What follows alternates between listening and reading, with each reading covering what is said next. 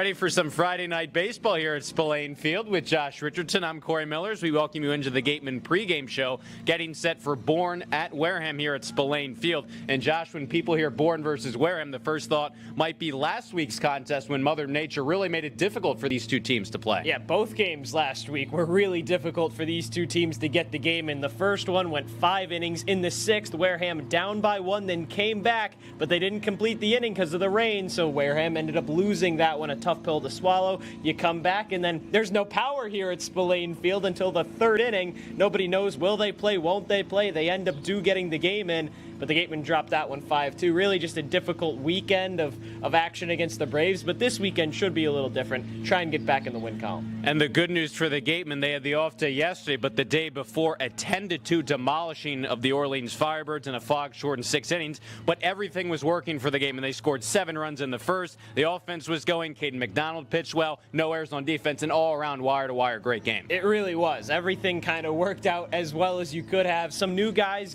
some familiar guys getting some spots in new positions. Chris McHugh hit leadoff. Gatemen are bringing in some more guys that can, really try and help this team in an impact-wise, carry over all that momentum from the really strong performance they had against Orleans. Well, for more on one of those new faces, we'll send it over to Rayna Maggelet. Rayna Maggelet joins alongside the newest Wareham Gateman, Drew Rogers. So, Drew, before you were with Brewster, now you're in a Gateman jersey. How does it feel? Feels good. I'm excited to get an opportunity to play a little bit more.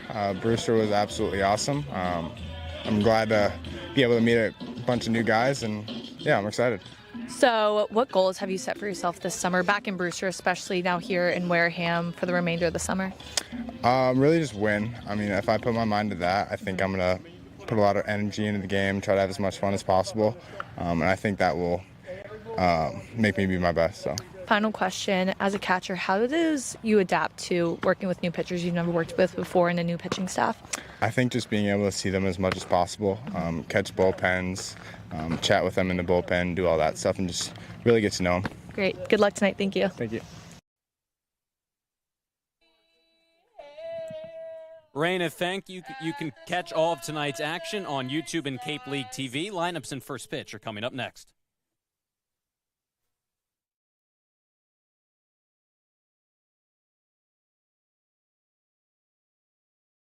Here at the Mass State Lottery, we're known for our monster wins. But there's no bigger win than the $1 billion we provide each year to support all 351 cities and towns in Massachusetts. In our game, we know that supporting local businesses and helping communities is how we all win. Because at the lottery, we're all playing for the home team. The Mass State Lottery. Welcome to the state of winning. A+ repairs smartphones, tablets, game consoles, and computers. Get it done right the first time. Cape Cod Central Railroad is proud to sponsor the Wareham Gatemen for the second year in a row. Experience the scenic beauty of Cape Cod like never before. Journey through picturesque marshes, cranberry bogs, and dunes on our historic rail line. Whether you're savoring a 5-course gourmet dinner, enjoying a Sunday brunch with a live jazz band, or bringing the family on a narrated excursion, there's a ride for everyone. Departing from Hyannis and Buzzards Bay, visit capetrain.com to book your ride today. Insurance has been servicing Wareham and the surrounding areas since 1980. Call Legacy Insurance for all your insurance needs at 508-295-1315. Legacy Insurance, your hometown agency. Get ready for big results with our small machines. With more power, performance, comfort, and savings. They're ready for every job. And we're ready with plenty of inventory, the best support in the business, same-day parts availability, and locations across the Northeast. So you can always be ready to work. Milton Cat, always ready.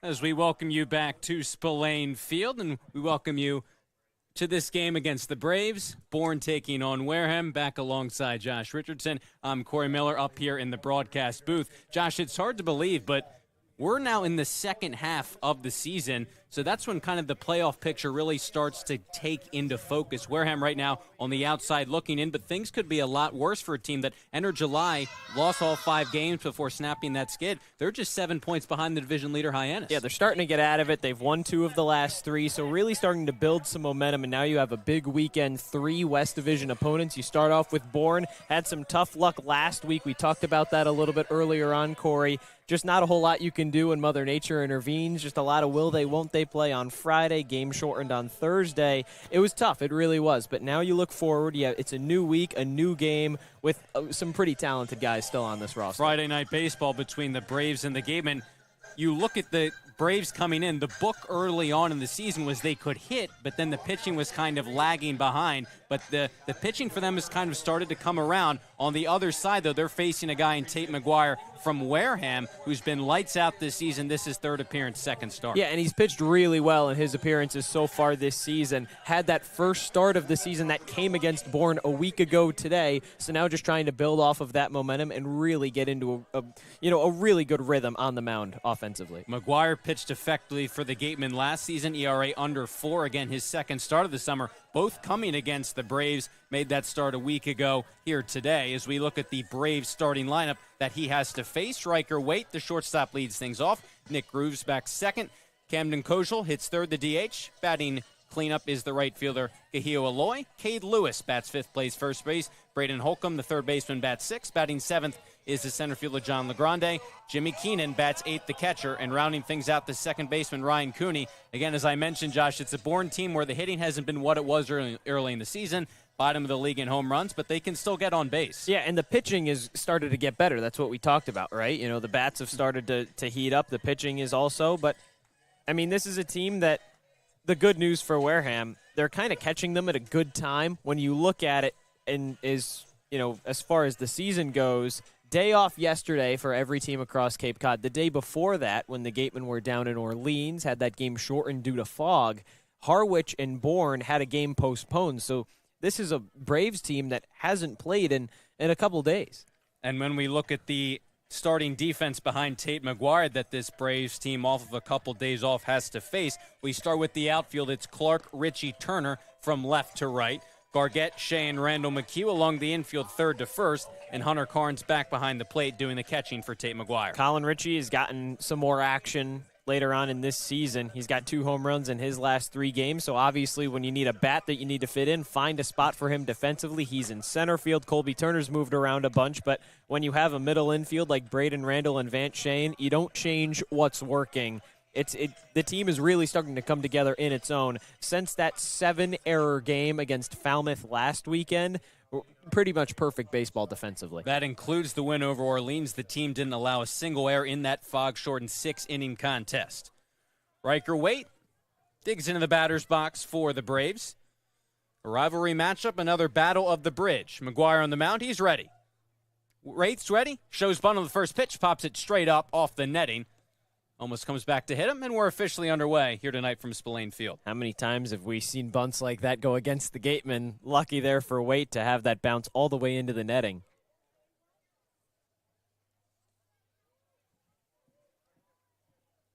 McGuire, the righty out of Arkansas, again his 3rd appearance this summer.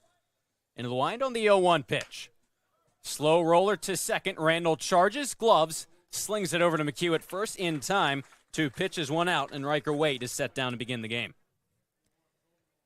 And that's going to be important to get through this Bourne lineup and just slow these bats down. Waite, one of a couple guys that are hitting over 300 this season. He's got a .425 on base percentage, so to retire him early on in this game, big moving forward. You know, Tate McGuire has the stuff. He just has to be able to control it and locate it. He's done that so far in his 4 innings pitched. Just got to keep it rolling today. Faces Nick Groves now. The left fielder at Illinois takes a called strike 1. McGuire, a 3.81 ERA last summer for the Gatemen. 7 games, all of which were starts. 26 total innings for the righty. Working here on an 0-1.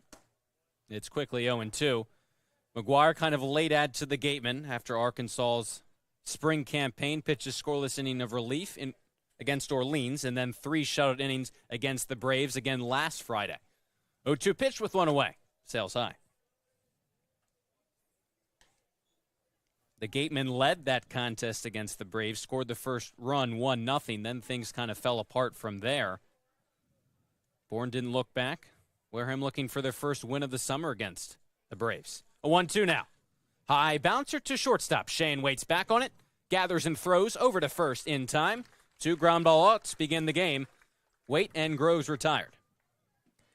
And it's so huge for Wareham to get a pitcher like Tate McGuire in. You know, a couple of guys have been released for this team. You don't know whether or not they're going to come back. Some of it, guys have, with their coaches, collegiate seasons, kind of gotten either shut down, had to report early. Then a couple guys you may or may not be losing to the draft. It's kind of just a waiting game. But to have Tate McGuire here, it's big for this team. It has spurred some recent roster changes as those draft eligible players, as Kojal takes a called strike one, do prepare and hopefully hear their names called in the upcoming draft. Kojal with 231, no homers and RBI this summer. Quickly 2 retired here for Tate McGuire, top of the first.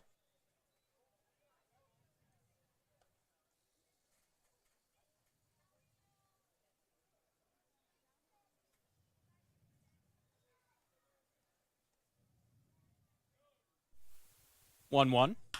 Hard hit on the ground, right at Randall. Gobbles it up and throws to first in time for out number 3. 3 up, 3 down for the Braves to begin this one. All 3 ground ball outs. Scoreless inning for Tate McGuire to start it off after the top of the first. It's the Braves 0 and the Gatemen coming to bat on Cape League TV. If you need to dig, lift, move, grade, clear, or cut, pump, weld, clean, light, and just about anything else, dial up the rental source for the newest and the most reliable equipment in New England. Staffed with equipment and construction experts, Milton Rents, your local source. As the sponsor of tonight's game, PCT Federal Credit Union is proud to root for the home team. We're thrilled to offer great rates on auto loans, home equity lines of credit, and so much more. Visit us on Cranberry Highway in West Wareham. Reed Custom Soils, a subsidiary of the AD Makepeace Company, is New England's most experienced precision soil blender. Reed is the leading provider of the lightweight planting soil for green roof installations, stabilized stone dust for nature paths and pedestrian walkways, bioretention rain garden soils, and specialized soils for athletic fields, including your newly renovated Spillane Field. To learn more, visit reedcustomsoils.com. Shameless Plug Electric, hitting home runs on every job. Wareham's top choice for electrical work. Call Shameless Plug Electric. Tate McGuire posted a 0 in the top half of the first, so now this red-hot Gatemen lineup gets to work, facing the southpaw Folger Boas out of North Carolina. Yeah, Folger Boas has not had the start to his Cape Cod season that he may have liked. He's started and appeared in 2 games, so 2 games, Cory. He's lasted just 3 2/3 innings total. 7 hits and 5 runs, all of them earned. 6 walks, just 4 strikeouts for the lefty out of North Carolina. He has not pitched well for Bourne, and that's something that this red-hot Gatemen lineup can take advantage of. As you said, red-hot starts with Chris McHugh in the leadoff spot. Second straight game leading off for the first baseman. Levi Clark, Hunter Carnes, second and third. Colby Turner, the right fielder, bats fourth. Braden Randall, Caden McDonald, 5 and 6. Colin Ritchie in center field. Van Shane, the shortstop. And Caius Gargett, 7 through 9 to round out the starting lineup for the Gatemen here tonight. There really isn't a weak spot in this lineup for Wareham at this point in the season. McHugh, Clark, Carnes, Turner, all swinging just absurdly hot bats. Colin Ritchie, 2 home runs in his last 3 games. Really 1 through 9, dangerous. 7 runs for the Gatemen in the first inning against Orleans on Wednesday. They sent 10 batters to the plate. It started with McHugh. He walked twice, no hits in that one. Again, he's typically been in the middle part of this Wareham order, but elevated to the leadoff spot. Comes in hitting 195, 3 homers, 5 RBIs, as it's now 2-1 on the big righty.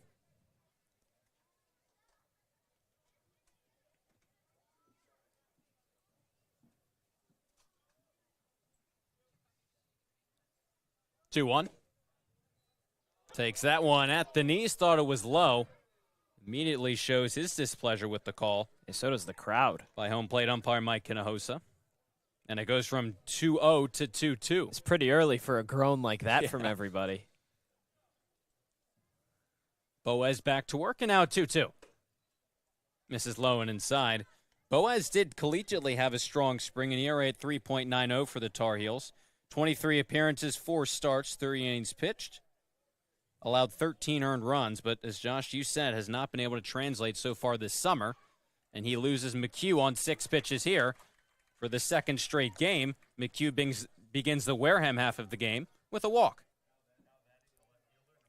You mentioned him being someone that's usually in the middle of this Gatemen order, but led off against Orleans back earlier this week, and that was something that Ryan Smythe talked about. He said McHugh doesn't strike out a lot. He puts the ball in play. He's got some sneaky speed as well. So when you can start off the game with someone getting on base pretty consistently, it's good to have at the top of the lineup. Good to have this guy in the lineup, Levi Clark, who cracks that first pitch foul out of play. Popped a home run against Orleans the other day, going the opposite way. His second against the Firebirds this summer. Average up to 323. Levi's popped 4 homers, driven in 7. McHugh on at first after the leadoff walk. Just underway here at Spillane Field. Boaz deals, as that one dips high.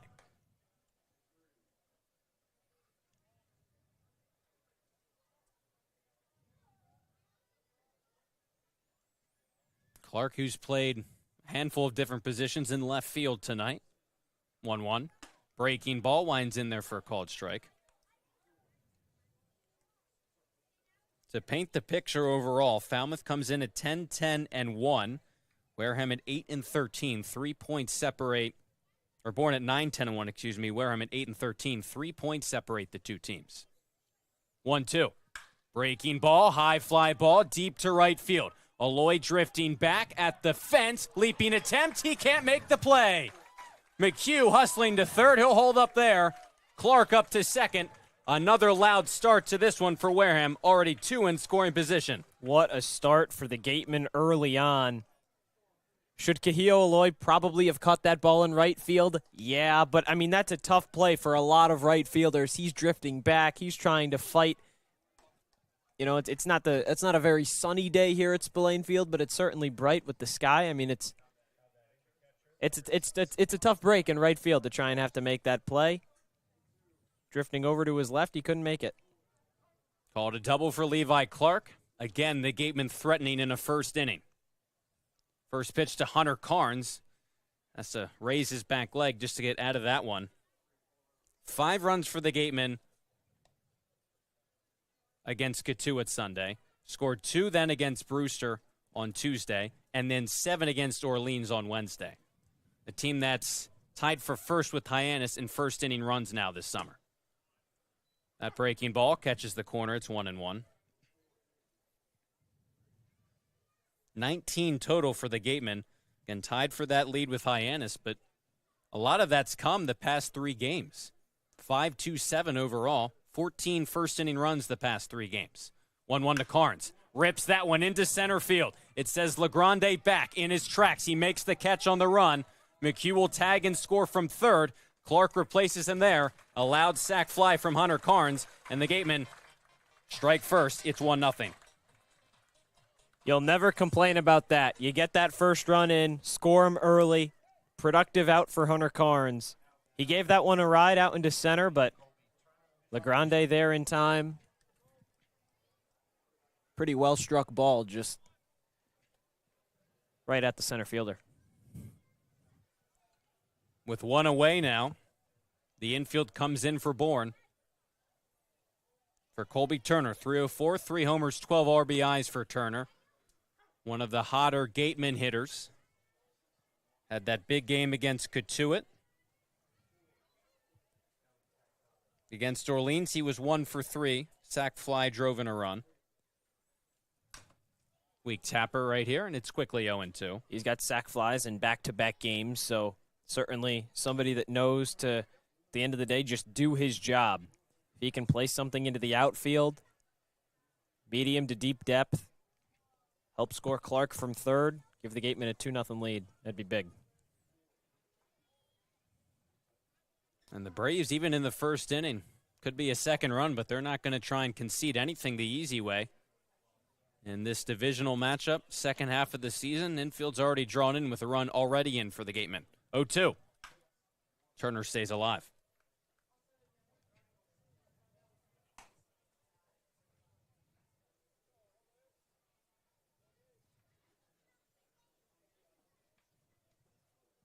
Certainly helps when the middle three bats in your order come in hitting up for Clark now up to 333, 407, and then 304 for Turner.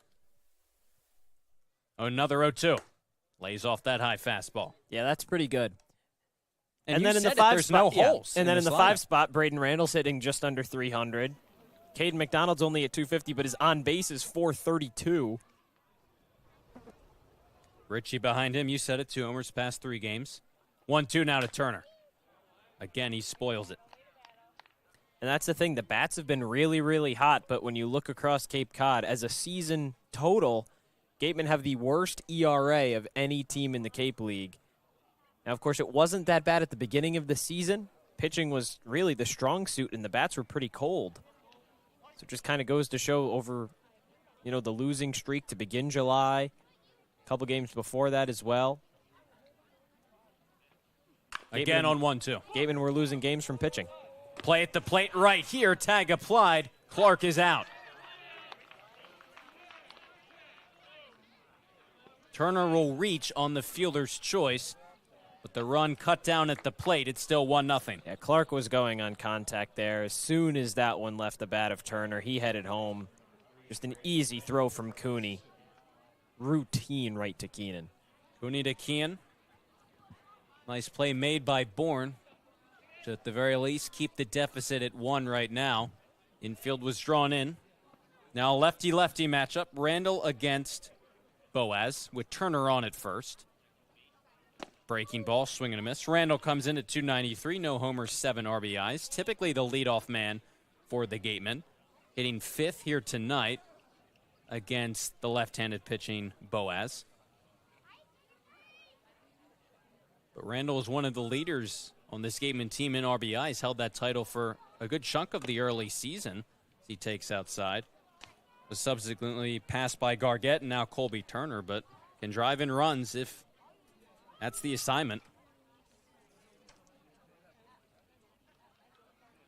Bo is now an out away from getting out of the inning with just 1 run allowed. Turner on at first, and they'll check in over on him. He's back standing.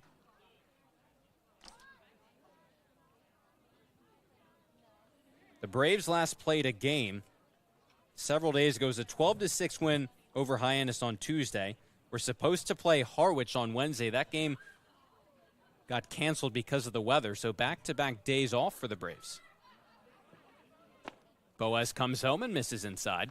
Yeah, and they've got to figure out when they're going to make up that game. But now, again, if you're the Gatemen, sometimes too much rest can be a problem. Of course, everybody had the off day yesterday, so feeling fresh, but it's kind of where rest versus rust can really pick up. There goes Turner, half-hearted swing, throw down, is not going to be in time. Colby Turner swipes second. He's in the scoring position now with 2 away. And, I was going to say, when Boaz wanted to check over at first, Turner's not going to wow you on the base paths. He didn't have a stolen base this season before that one right there. Won't complain about that, though. In scoring position. 2-2 pitch, weak roller down the third base line. It stays fair, and Keenan doesn't have a play. That ball just stayed fair. Hit ever slowly enough that with the speed of Randall, no chance to gun him down, and the Gatemen continue to send batters to the plate. Hey, sometimes it's better to be lucky than good, right? I mean, that was just a weak nubber from Randall, and just stayed inside that line. He has the speed. 6 stolen bases on the year shows it moving down that first baseline. Now here's McDonald on the corners. The DH McDonald, who picked up the win against Orleans. He pitched great. On Wednesday, 5 innings pitched, just 2 earned runs. Went deep into that game. First pitch he sees here, a breaking ball that snaps in there for a called strike 1. as a hitter. Again, McDonald, a two-way player, 250, a homer, 4 RBIs for the big DH. You've seen him play both ways in the same game. Right now, just the DH here for tonight. Runners on the corners for him, 2 away. Boaz throws over to check in on Randall. But obviously the offense getting a lot of credit for what they put up against the Firebirds, but McDonald equally is deserving. The way he pitched on the mound from the get-go, it helps when your team stakes you to a 7-run advantage after the top of the first. Randall dives back safely here.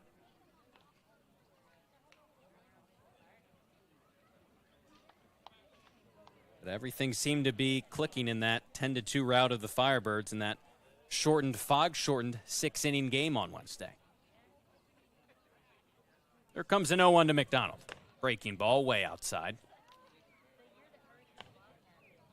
The 2 runs Wareham allowed matched their fewest in a game since the 2-1 win over Brewster on June 27th.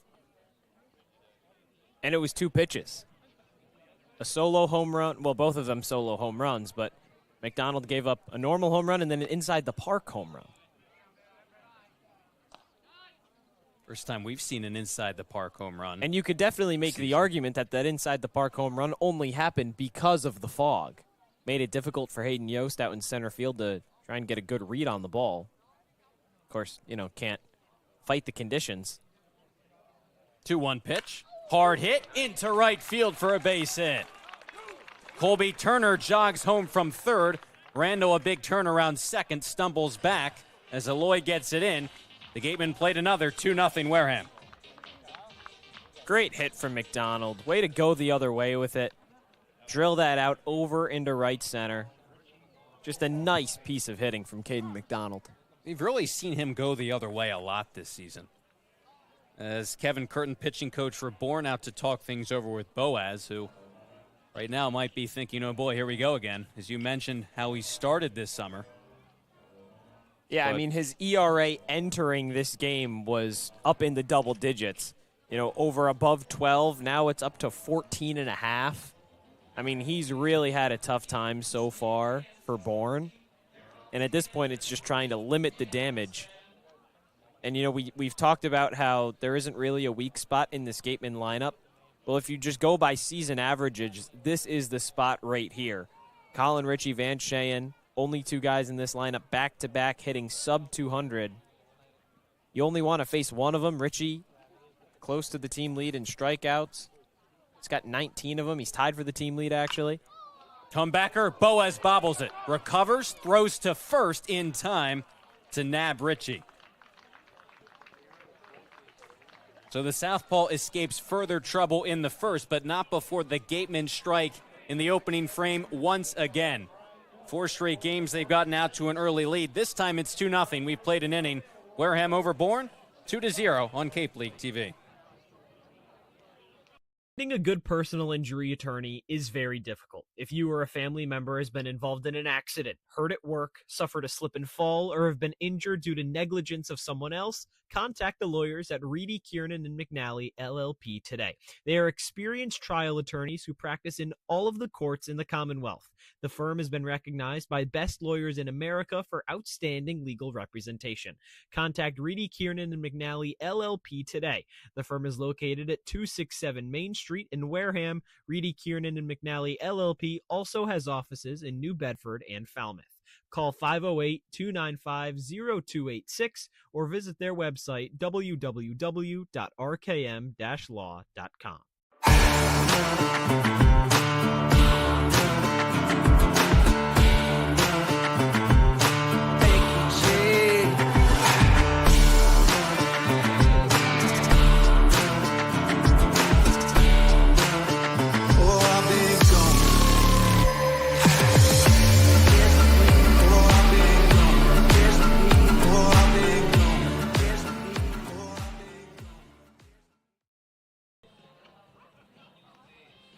Offense striking early, and this time for 2. No surprise, the Gatemen came into this one, as I mentioned, atop the league in first inning runs.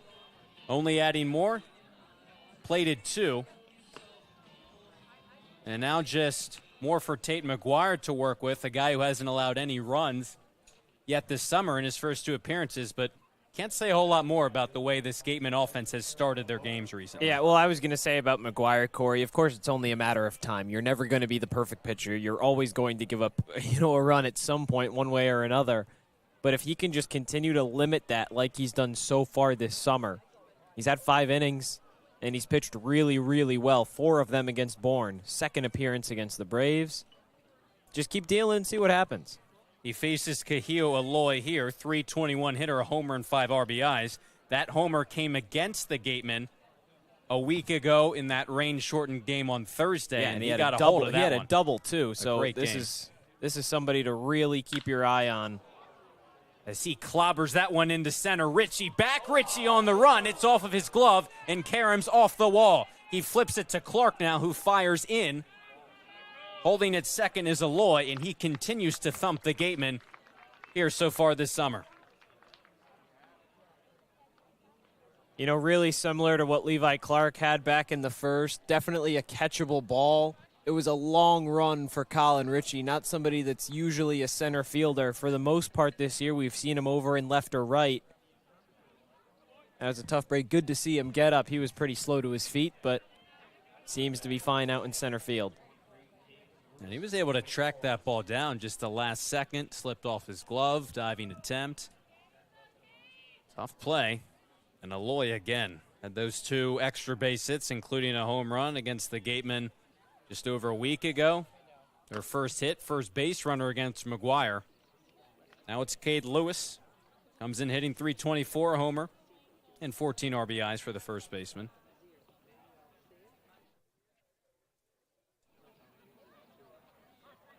And it's really no surprise to see Bourne swinging the bats. They come in at .254 as a team. That's 3rd across the Cape League, just ahead of the Gatemen in 4th.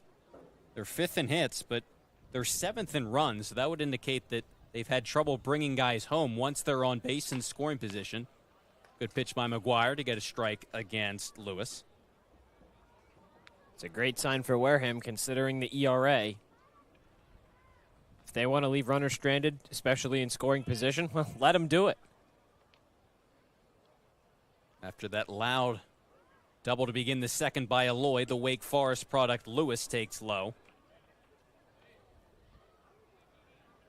Lewis, who was previously at Butler, Big East Freshman of the Year right there, before transferring to Wake Forest and the Demon Deacons. And he was really good at Wake Forest this past year, above .375 batting average, carried it over this summer at .324. Pokes this one, slicing out of play down the third baseline. Gargett gives it a look. Out over the fence and out of play. Yeah, Golden Spike semifinalist was Cade Lewis this past spring.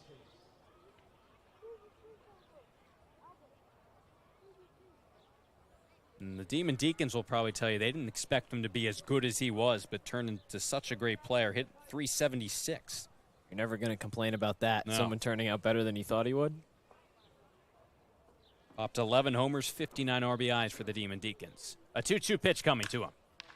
Flies that one in the air to left field. It sends Clark back. He settles under it, makes the catch. Aloy will just bait Clark to throwing to third as he steps back to second. Lewis gave it a bit of a ride, but playable for Clark, and the Gatemen get the first out of the second. And that's one of those things, Cory. Of course, Levi Clark usually behind the plate as a catcher, but when you can move him into the outfield, of course he has that right arm. You know, he's going to be able to throw guys, out. He has to try to, at least from his knees down to second base to try and catch some guys stealing. But, of course, that's going to carry over at least somewhat when you move him into the outfield. Brings up the big third baseman, Braden Holcomb. 6'5", 240-pound corner infielder out of Vanderbilt. Well, and just the other night, Hunter Carnes made his debut in left field. That's kind of where the catchers have platooned if they're not at first or behind the dish.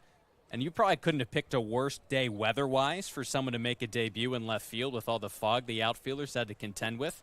First pitch to Holcomb's in the dirt. I mean, it was so difficult to see. Even from our vantage point, we were just behind home plate, Cory, a little bit over to the left side down that third baseline, and a couple guys would have doubles, just gap shots into the outfield, and then as soon as it left the dirt, we couldn't see it. We lost it in the air because of how bad that fog was. And if it was that bad for us, I can't imagine how bad it was for the guys in the field when the baseball is getting hit at them.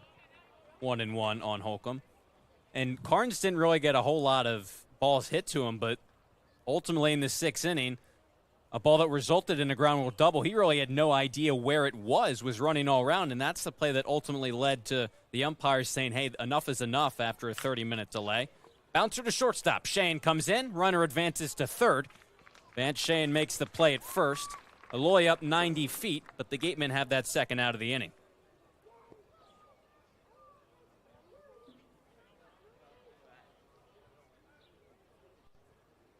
And it's just a relief that nobody got hurt in that game, Cory. Yeah. I mean, just really difficult to see out into center field, especially. I mean, Hayden Yost, we talked about the inside the park home run a little bit off of the bat of Dawson Bryce. Sent it over Yost's head, kind of slipped on his way down as soon as he realized that that ball was heading over to him. Tried to just make a quick turn, 360 to try and catch the ball, and just completely whiffed onto the grass. Yeah, and you said it. If it was bad for us, only can imagine the severity of it for the guys playing in the field. John LaGrande with the runner on at third. The center fielder takes low for ball 2. At 286, no homers, 10 RBIs. It's nice that we don't have to worry about that today. It's a nice night here from Spillane Field. Especially given the conditions the last time these two teams played. We talked about in the open, but like that monsoon on Thursday night, end of the game, early in 6 innings. A 2-0 pitch. Popped foul down the left field line. Clark in pursuit. And Levi will watch it land out of play. The Gatemen had the lead, but after the last completed inning, Bourne was in front, so they take the game. And then the power was still out at Spillane Field the next day from all that, so they pushed the game an hour back to 7, and they didn't get power until about 3 innings through it. So, as you said, the Gatemen have been through some weather challenges the past couple weeks. It's been a lot. 2-1 pitch is fouled straight back. And it's tough as a team to try and stay focused during that stretch when it just feels like nothing can go right. Just thinking about that game at Doran Park. You're starting to come back. The rally is beginning. You're up 5-4, and then snap of a finger, you have to lose it. Looped into center field. Clark and Ritchie coming on. They can't get there. It falls for a base hit. Into scores Aloy. LaGrande an RBI single. Braves on the board. It's 2-1 Wareham. Yeah, I mean, just right off of the end of LaGrande's bat. Just a bloop shot into left center. Kind of no man's land for Clark or Ritchie. Would have been a really tough play for any outfielder. Tough beat. Now, if you're McGuire, go get the next guy. Yeah, tough play for any outfielder, let alone two guys who are not conventionally a left fielder, maybe even a center fielder. LaGrande back safely. And you said it, Josh. McGuire can't remain perfect or ERA-less. Yeah, it was going to happen forever. Eventually. But again, how important are those 2 runs that you got in the first inning? Give him some cushion. The catcher, Jimmy Keenan, takes a called strike. Keenan at 182, no homers and RBI. For the junior catcher out of Wake Forest, 246, 7 homers, and 25 runs driven in. For the Demon Deacons this past spring, McGuire looking for out number 3. LaGrande starts, then stops as that's blasted into left field, but it hangs up nicely for Levi Clark. For the Braves, a run on 2 hits. They get on the board as McGuire allows his first run of the summer out of the inning without any further damage, though. We played an inning and a half at Spillane Field. 2-1 Gatemen over the Braves. Law. Live, life, law. Covering all residential and commercial real estate matters. You live life to the fullest and let us Sync Law. That's synklaw.com. Sync with an I, not a Y. Be selfish. We represent only you. Sports Turf Specialties has set the standard for high-quality natural grass athletic field construction. As a full-service athletic field construction company, we specialize in design, build, and renovation of native soil, modified soil, and sand-based athletic fields. Our team will provide you with superior quality, expert guidance, and continuing support long after the completion of our project. We are proud to have built the infield for the Wareham Gatemen field. Go Gatemen. If you can dream it, if you can cruise in it, if you can summer in it, fish from it, or take it for a day at the beach, we can protect it. The Baldwin Group. protecting the possible.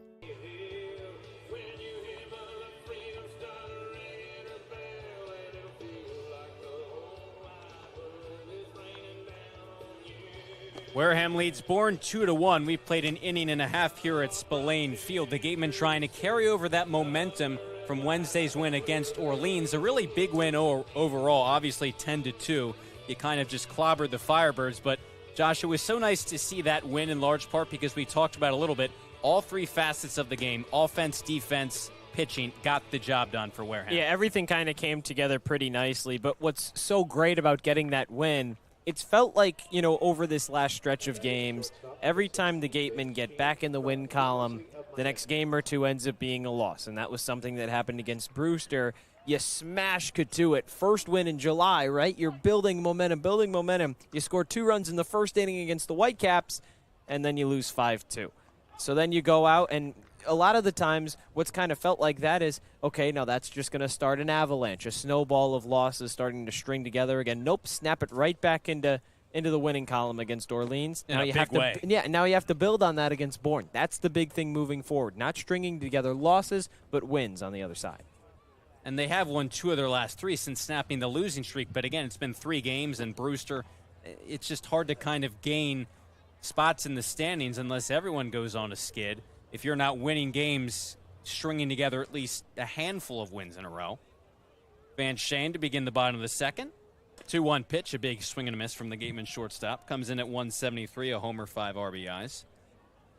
And it was a welcome relief through the fog. The Gatemen persevered through some of those conditions. Obviously, the bats got going early, and back Caden McDonald let him settle into that game. But against Katuitt even, such a huge win, they did allow 9 runs. A 2-2 now to Shane. Count moves full as that breaking ball misses outside. But that's the thing with some of those runs. If that game isn't already a blowout, some of those runs probably don't happen, or at least 4 of them when you think about it. Hudson Rowan just an out, or really a strike away from having that game go to a mercy rule. Had the bases loaded. Jack Natilli, grand slam. And you don't want to waste an arm, right, when you're an out away from ending the game at that point. It's kind of pointless. But Rowan gives up the grand slam. That game goes on a little bit longer and longer and longer. Only had given up 3 runs through, at that point, 6 2/3 innings. And that's the key thing. The game was essentially over. Still gave up 9 runs. As Gargett swings at the first pitch, bouncer to shortstop, third base, that is Holcomb bobbles, recovers, and still they get the double play. Despite the bobble, Holcomb recovers. They get Shane at second, Gargett at first. 5-4-3, 2 for the price of 1. Now batting the first baseman, number 36, Chris McHugh from NC State. Cheyenne's not a slow guy either, so even with that bobble from Holcomb, surprised to see him still be able to beat out Cheyenne. I mean, he took his time with that on that stumble, but recovered pretty quickly. Ball hit pretty hard, but yeah, Gargett, no slow runner. And after that leadoff walk to Shane, it seemed like maybe the Gatemen might be in a prime position as you see the back half of the turn here to score once again and follow up the 2 runs in the first inning. Now looking to do so with 2 outs. Back to the top of the order, and Chris McHugh, who watches a fastball outside, 1-1. Folger Boaz back to work on the mound.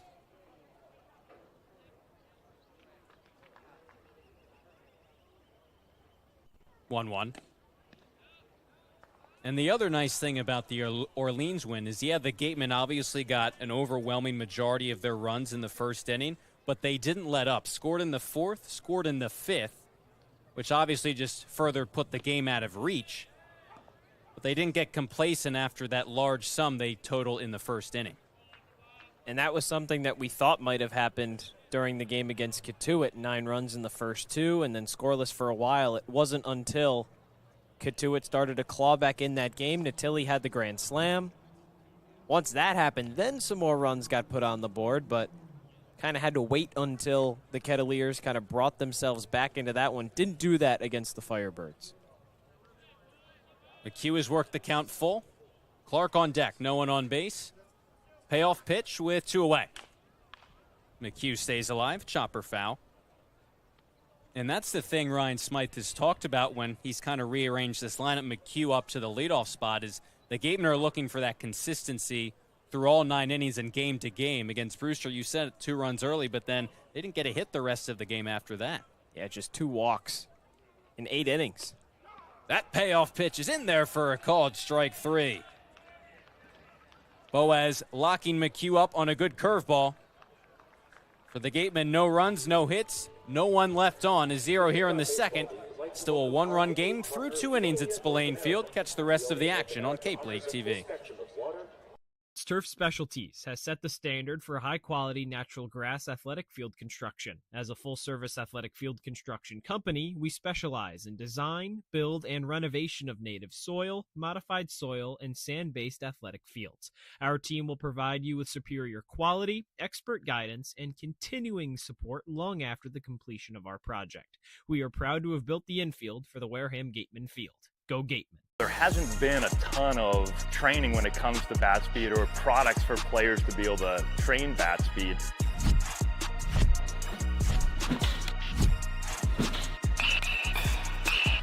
You can improve your bat speed and reach your goals working 10 to 15 minutes a day on this a couple of times a week. That's a no-brainer for every player.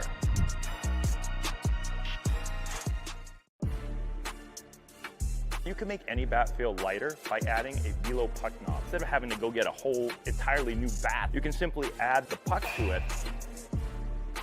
Players can use this with any bat. It's basically going to shift the weight of the bat a little bit more towards the hands. Players are able to hit the ball a lot harder just by simply adding the puck on.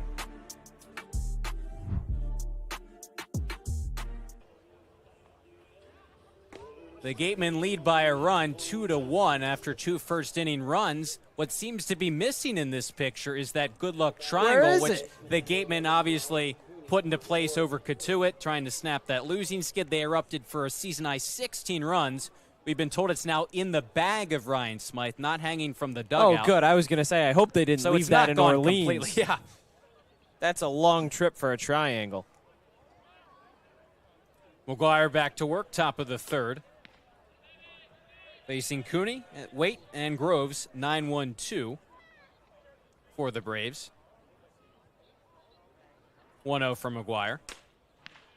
Just misses the outside corner. It's an interesting thing because obviously the triangle worked and then some against Cotuit.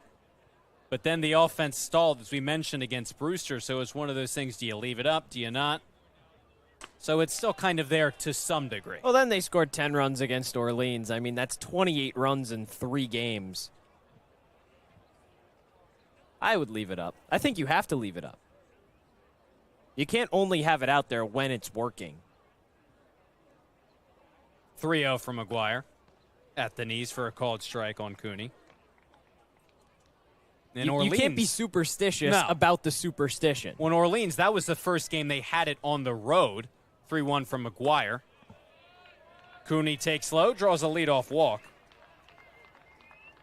And we didn't see it throughout the dugout, but seeing how it's in Ryan Smythe's bag tonight, seemingly it was with them, just not hanging up. That would make sense. From the visitors' dugout. Back to the top of the order, and Riker Waite grounded to second his first time through the lineup.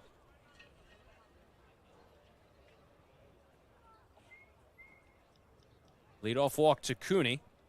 Leadoff runner now back-to-back innings against Tate McGuire. 1-0 on Riker Waite. And you don't want that to be a habit.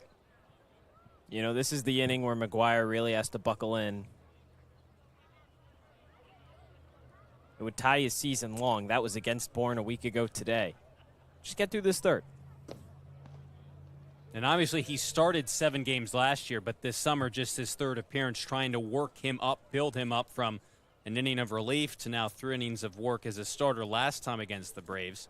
Well, you don't want to wear his arm out either. Yep. I mean, he had a pretty long collegiate season with Arkansas going pretty far in the College World Series.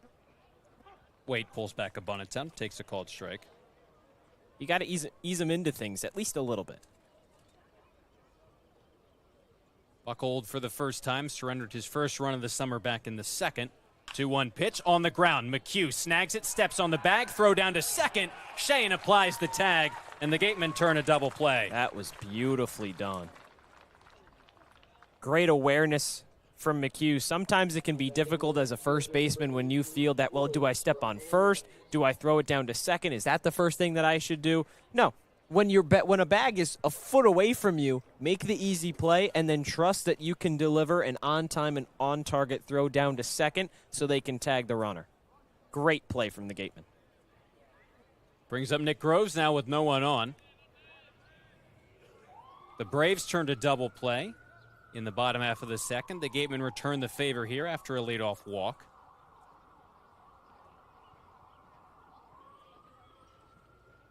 Two outs for Tate McGuire now. Breaking ball slices beneath the zone and inside. 2-0 on Groves. Comes in at 214. No homers, 4 RBIs.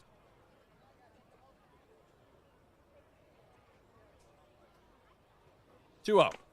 Dips outside, 3-0.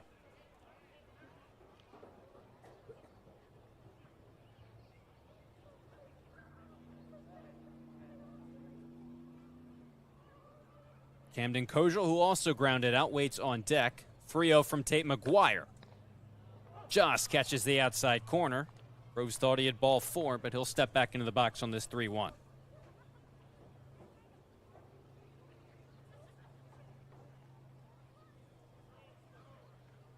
McGuire time to get back into the count.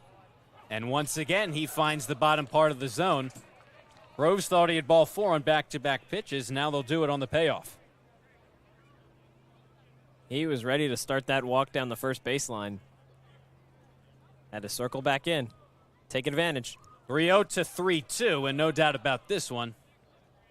A ball downstairs, and so Groves gets his walk on 6 pitches, and the inning continues for Camden Kojal.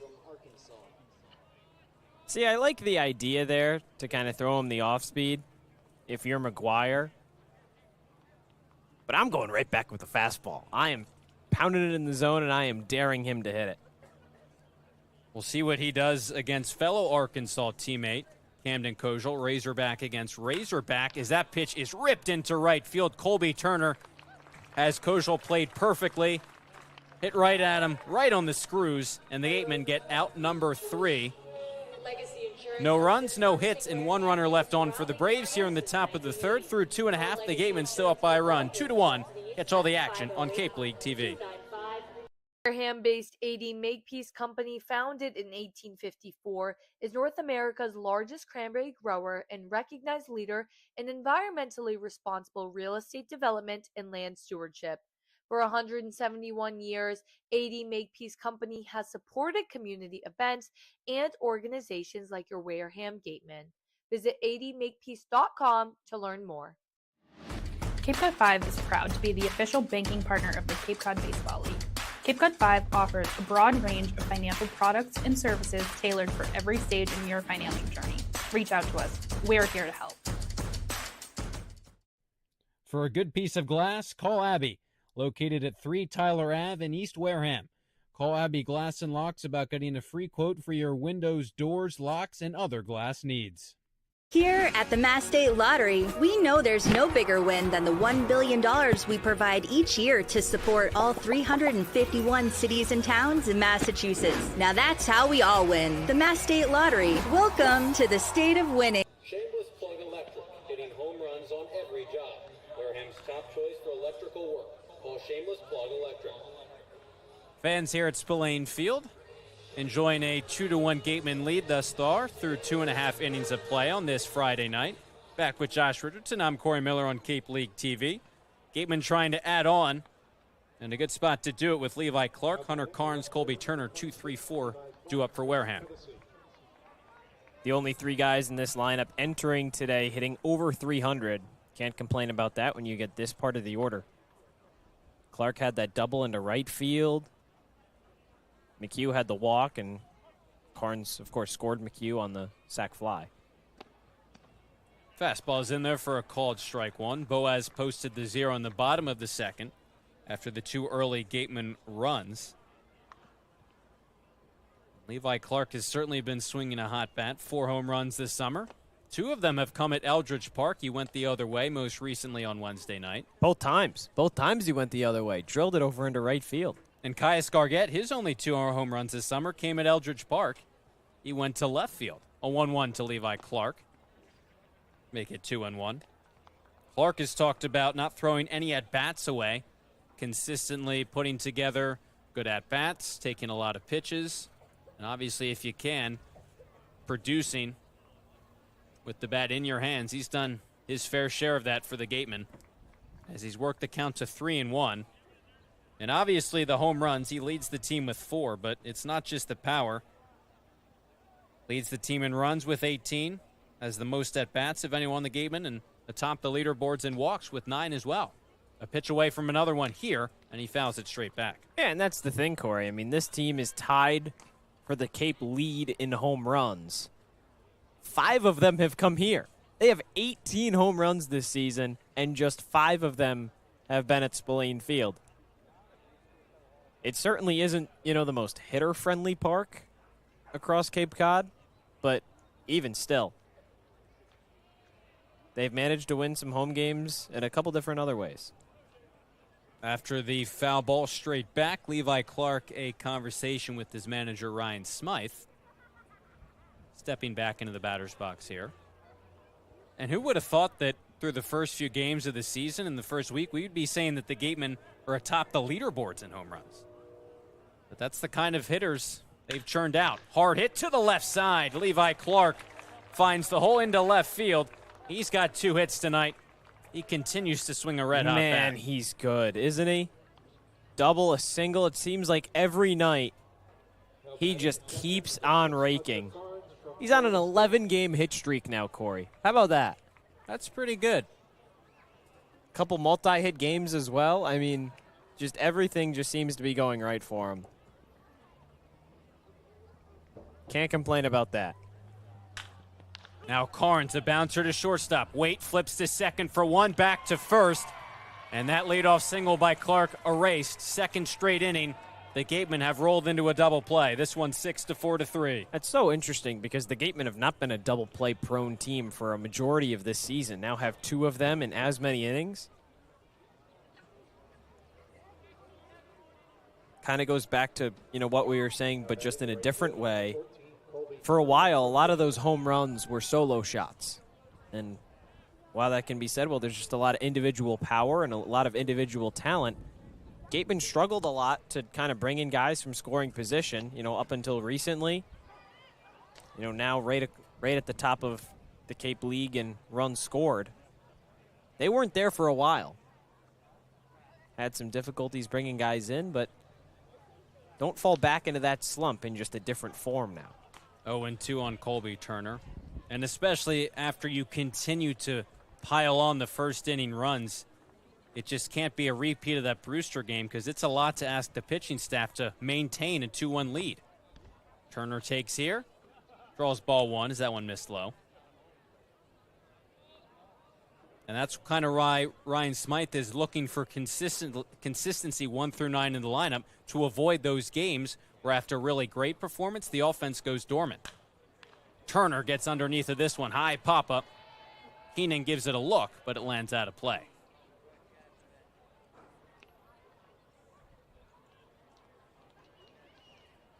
And it maybe is a little interesting that you can have a game when you score just 2 runs mixed in between one where you score 10 in just 6 innings and 16, but yeah, don't make that a habit, right? It happens, but that's what Wareham's trying to avoid, because if it does happen, then to your point earlier, they probably can't go on a prolonged win streak. A 1-2 from Boaz. Inside, it hits Turner.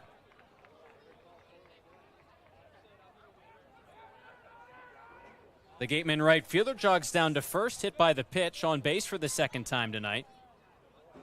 And that's one of those things, Cory, that, when you look at the statistics and you see, average runs per game, total runs per game, it kind of gets a little bit misleading with where the Gatemen are. And it's great to have that, but sometimes you don't need to score 16 runs to win a game. You don't need to score 10 runs to win a game, when the Firebirds only score 2. Sometimes you could use those runs when you lose 3-2, 5-2. I mean, a handful of cases there where you don't want to say they're playing up or playing to the level of their opponent, but it can kind of be constructed that way, an argument that is, that can kind of be what happens sometimes. You need everything to, show up consistently and, every day. And obviously that's not always possible, but as close to every day as you can have. Consistency obviously a key now, especially in the second half of the season. When you look at that playoff picture on the outside looking in, but 4 teams make the playoffs from each division. And they're fighting. They're outside of it. They're that one team in the West that isn't in that playoff picture right now. And you can't go hot and cold bats-wise, every other game. String together a few wins, and then, maybe you have a little bit more leeway. You got to fight for the second half of the season. Another check-in with Turner, who did swipe a bag back in the first. There was a conversation between the umpires, as you saw. Mike Hinojosa behind home plate, Ryan Damari down the first baseline, and Mike Rabideau, the third member of the crew, talking things over after the hit by pitch, but no changes come of that meeting between the 3 umpires. 0-1 the count to Braden Randall, who rips that one into right field. It's a base hit. Turner around second. He's headed to third. The late stop sign applied by Mike Mobbs. Randall into second with the double, and the Gatemen have 2 in scoring position. How many times have we seen Braden Randall? He doesn't have the pop that a lot of these other guys for the Gatemen have, but he can hit baseballs into good spots. Just drills that over Cade Lewis's head, hits it over into right field, and just drifts all the way down to the wall.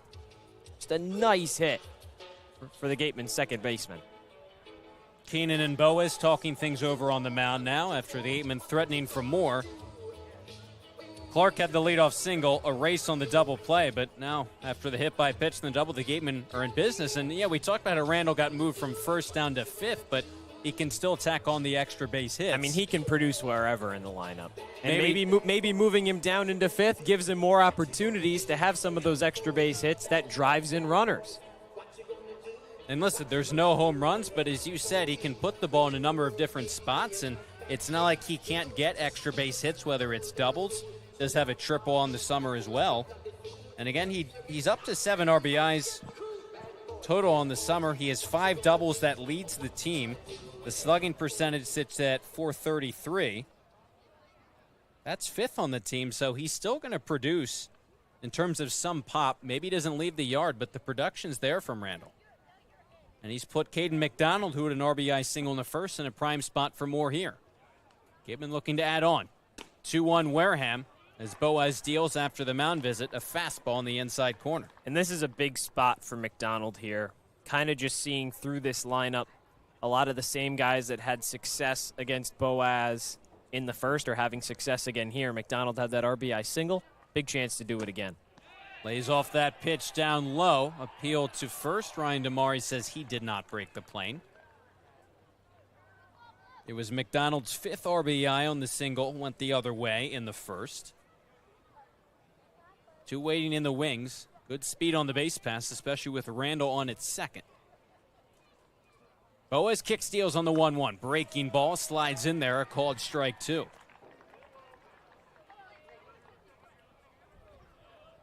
Boaz has had base runners on every inning thus far. Second and third, 2 away for the Gatemen. Bottom of the third, and a 1-2 pitch. McDonald thought he got clipped by that one. Turner jogging to the plate. He's in to score. Keenan over to pick the ball up. What might have been a hit by pitch turns out to be a wild pitch, and the Gatemen plate their 3rd run. Yeah, McDonald got out of the way of that just barely. Not a whole lot of wiggle room between him and Jimmy Keenan behind home plate. Just bounced in the dirt. Had it was a slider that Boaz tried to throw, and when you throw a slider that has that much spin on it, it's going to drift away. It's not going to be a clean drive over to the backstop. That one just misses the outside corner. And Keenan just couldn't find that ball initially. It almost got McDonald in the foot, but the Gatemen will take it because it would have been a dead ball. And instead, a run comes in to make it 3-1. They get that run back. So now it's a payoff pitch to McDonald with Randall on at third. Big swing and a miss. Boaz out of any more trouble in the third, but not before the Gatemen get that run back. A pair of hits, a hit by pitch. Wareham plates their 3rd run of the night on the wild pitch. Leads back up to 2. We're through 3 on Cape League TV. Insurance has been servicing Wareham and the surrounding areas since 1980. Call Legacy Insurance for all your insurance needs at 508-295-1315. Legacy Insurance, your hometown agency. Get ready for big results with our small machines. With more power, performance, comfort, and savings. They're ready for every job. And we're ready with plenty of inventory, the best support in the business, same-day parts availability, and locations across the Northeast. So you can always be ready to work. Milton Cat, always ready. When it comes to protecting your home, car, or business, trust the team that's been covering our community for generations. For personalized coverage and service that you can count on, the choice is easy. It's Morse, of course. Visit morseins.com today.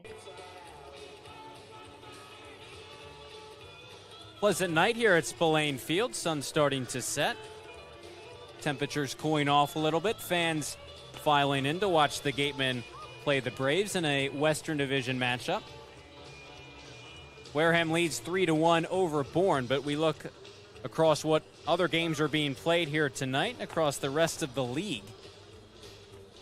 Some East-West matchups, notably that Orleans-Hyannis game. Firebirds up 2-0. The rest within each team's respective divisions. Falmouth and Cotuit, Brewster YD, Chatham and Harwich. And you see the standings on the right. Wareham obviously on the outside looking in, but it's not a bleak look for the Gatemen. They're just 7 off of the division leader Hyannis, 3 back of Bourne, and 2 back of Cotuit, the 4th place team who are in a playoff spot. Yeah, and it's not the greatest thing in the world to see Cotuit keep winning and stringing together some W's, but at the end of the day, you beat Bourne, Falmouth loses to Cotuit, and Hyannis loses to Orleans. If those scores all hold up, that's 1, 2, 3 in the West, all losing.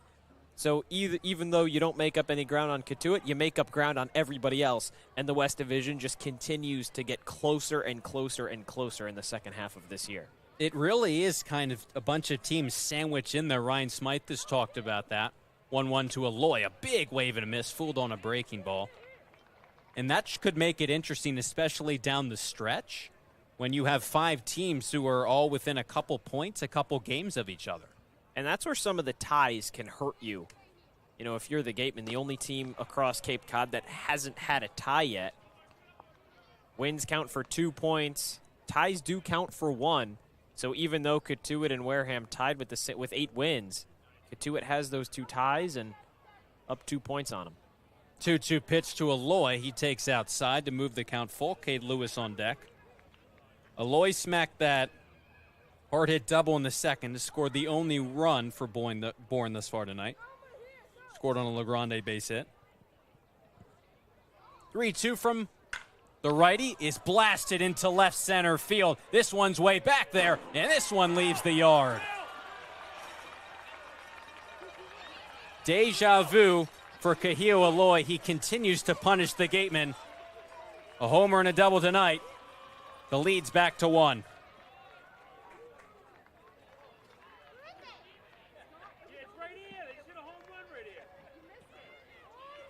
Wow. That one went pretty far. I mean, Cory, that was just a hanging pitch. That was just a missed spot there from Tate McGuire, and Aloy really made him pay. It kind of looked like the double he had, but obviously a lot with farther. a little bit more power. Yeah, I'd say so. When you think of the guys who have sort of hitters who have succeeded against Wareham this summer, that's a name who's going to come to mind now. Obviously, the double, the home run, we talked about it that game 8 days ago. Lewis goes the other way, drifting down the left field line. Long run from Clark. Almost got there. Able to stop himself up against the fence.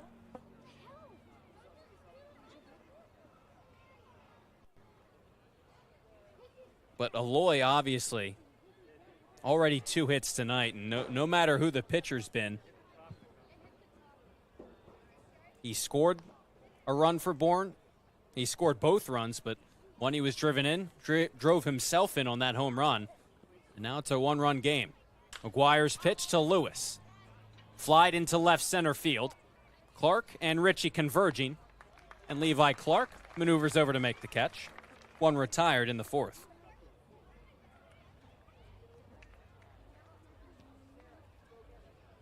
Brings up Braden Holcomb with no one on and one away.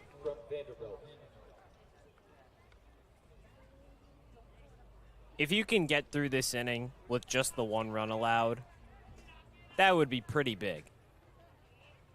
You score that insurance run to, give yourself back that 2-run cushion. You give it right back, but just don't allow any more damage. That's kind of been a main thing for the pitching staff and for this Gateman defense as a whole, is just kind of limiting the damage when you get punched. Holcomb grounded to short. Here he bounces one to third. Gargett, the scoop, the throw to first on the money. Nice play by the Gateman third baseman. Holcomb retired for the second out. And that's the thing. Not every punch can be a knockout, or else you'll lose baseball games a whole lot more often than you'll win them. You give up 1 run, fine. 2 runs, okay, now you're starting to push it in an inning, that is. And that's why they say solo shots don't really beat you. And you go back to the importance of adding on, not just settling for what you get in the first inning. This is why. So LaGrande, that is, who drove in Aloy with a base hit in the second, pulled back the bunt attempt. And now that 1 run you got in the bottom of the third, extra important because it still keeps you out in front by a run as that pitch is slapped off the facing of the Gateman dugout. 1-1 on the Bourne center fielder.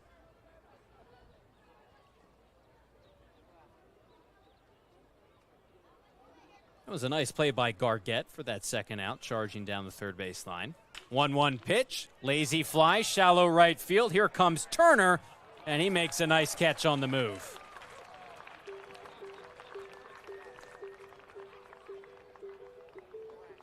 McGuire out of the inning. Couple of flyouts and a ground out to escape further damage, but not before Kahio Aloy continues to do damage against Wareham. He's 2 for 2 tonight, most recently a solo home run.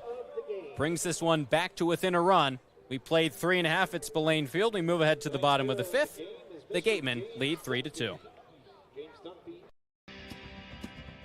If you need to dig, lift, move, grade, clear, or cut, pump, weld, clean, light, and just about anything else, dial up the rental source for the newest and the most reliable equipment in New England. Staffed with equipment and construction experts, Milton Rents, your local source. As the sponsor of tonight's game, PCT Federal Credit Union is proud to root for the home team. We're thrilled to offer great rates on auto loans, home equity lines of credit, and so much more. Visit us on Cranberry Highway in West Wareham. Reed Custom Soils, a subsidiary of the AD Makepeace Company, is New England's most experienced precision soil blender. Reed is the leading provider of the lightweight planting soil for green roof installations, stabilized stone dust for nature paths and pedestrian walkways, bioretention rain garden soils, and specialized soils for athletic fields, including your newly renovated Spillane Field. To learn more, visit reedcustomsoils.com. Shameless Plug Electric, hitting home runs on every job. Wareham's top choice for electrical work. Call Shameless Plug Electric.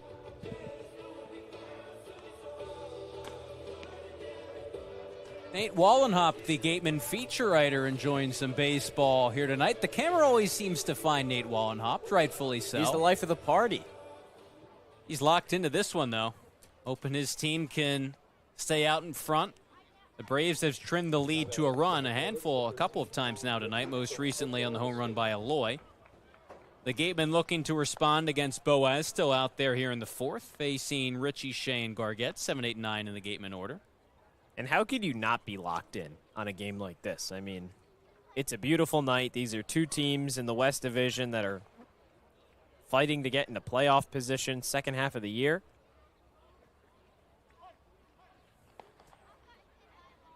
Lefty on lefty, Richie takes that first pitch, a breaking ball for a called strike one. And that's the thing, Corey. It's weird to say these teams are fighting for a playoff position, at the midway point in the season. But when you're only playing 20 games each half of the season, those games are pretty important. You think about the MLB, 20 games left in the season. You're in early, mid-September at that point. Big swing and a miss from Richie. It's 1-2 as he just got a piece of it. That's when all those games really matter. Yeah, 162 compared with 40. Obviously, it's a big difference. And a big difference also considering 4 of the 5 teams make it from each division. 1-2. Dances outside. It's 2-2 on Richie. And you look at it, Hyannis is the only team in the West Division currently above that 500 mark. 2-2. Richie takes, misses beneath the knees, full count with Shane on deck. Falmouth right at 500 at 10-10-1, but it's a crowded division. Everybody's really close. Similar thing to the East, too, so across the whole league. Ripped down the right field line, it's foul. Yeah, the East is a little bit more... The teams at the top have separated themselves. YD 12-7-2, Brewster 12-8-1.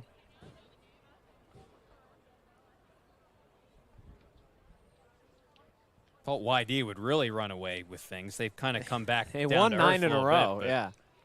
That breaking ball comes up and in. Clips Richie on the back. Shakes things off. He heads down to first after he's hit by the pitch. Get that leadoff base runner on any way you can. Richie might feel that one tomorrow, but he won't complain in the moment.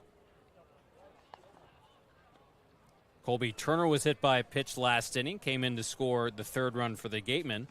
This one to lead off the inning. Here's Van Shane, who drew a leadoff, or a one-out walk, that is, in the 2nd. The fact that Folger Boaz is still in this game, obviously only the 3 runs, certainly having a much better showing than he did in his previous 2 starts. I mean, his total innings pitched for those 2 outings, 3 2/3. He's at 3+ right now. 0-1 to Shane, a fastball that misses outside. Obviously, he's been better, but the 3 runs allowed. The Gatemen have gotten base runners on against him, so just trying to limit that damage. Richie into his lead, and now 1-1 to Shane is blasted into left field, falls in front of Groves. A base hit for Van Shane. 2 are on for the Gatemen to begin the 4th. Good start, getting some production from that point in the lineup that, I mentioned could be a little bit difficult. If there was a weak spot, just 2 of the 3 guys that are hitting under 200. Richie hit by a pitch, Shane with the single. Now you have Gargett still threatening. And Shane's one of those guys who's kind of shown you glimpses of what he can do and has done offensively. Another one of those guys that just needs to start stringing it together. Gargett trying to maybe drop a bunt down, pulls back and takes a breaking ball at the knees for a called strike. Yeah, Shane the home run, the other way with an extra base hit not too long ago, but just trying to find that consistency. Headed to Miami this coming school year at 173, but a single there will improve his line. He's been on base twice tonight. Gargett holding off on that pitch. That one dipped low and inside. Gargett grounded into a double play in the 2nd. 2 runners on base, no one out for him here. And that's the thing with Boaz.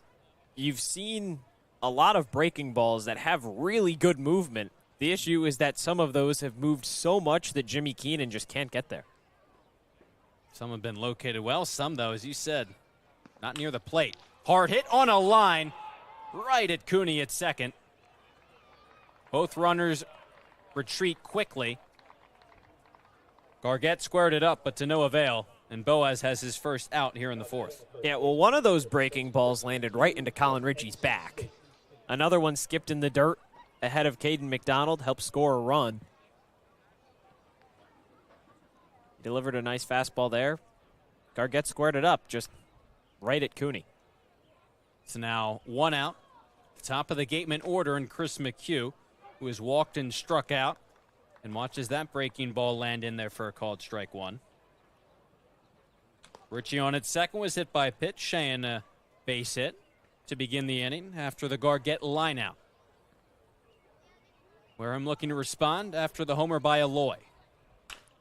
chopped down the first base line and foul. It's quickly 0-2 on McHugh.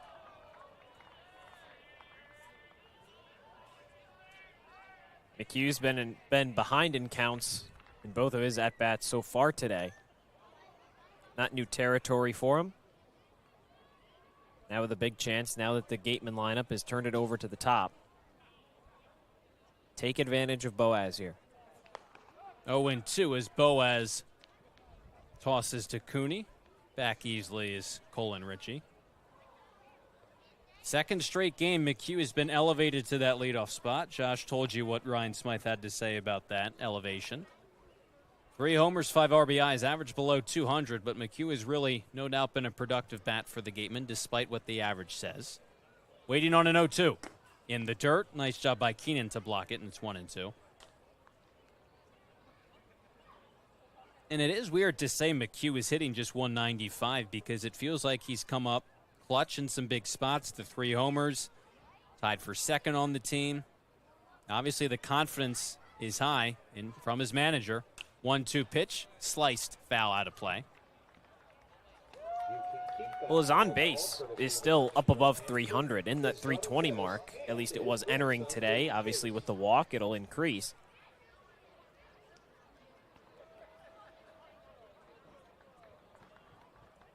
Hitting below 200 with an above 300 on base percentage shows you how much he can walk, and he still gets his on base. 1-2 pitch, swing and a miss. Another rare strikeout from Chris McHugh. Second time he's set down via the punch out. Back-to-back outs for Boaz. He's an out away from getting out of this. He has to face Levi Clark. Yeah, I mean, he entered today with 5 strikeouts in 12 games, 49 plate appearances. So certainly not somebody that's been used to striking out a lot, but Boaz has delivered some nice pitches. See if this is it for him here. He's had his difficulties against Levi Clark. The Tennessee Vol has doubled and singled against Boaz with 2 runners on. The Braves have seen enough. Boaz departs. Both runners on base are his responsibility. Gatemen looking for more in a big spot for perhaps their top hitter in Levi Clark. We'll take a quick break. Be back with the pitching change. Wareham threatening for more. Catch all the action on Cape League TV. Finding a good personal injury attorney is very difficult. If you or a family member has been involved in an accident, hurt at work, suffered a slip and fall, or have been injured due to negligence of someone else, contact the lawyers at Reedy, Kiernan, and McNally, LLP today. They are experienced trial attorneys who practice in all of the courts in the Commonwealth. The firm has been recognized by Best Lawyers in America for outstanding legal representation. Contact Reedy, Kiernan, and McNally, LLP today. The firm is located at 267 Main Street in Wareham. Reedy, Kiernan, and McNally, LLP also has offices in New Bedford and Falmouth. Call 508-295-0286 or visit their website, www.rkm-law.com.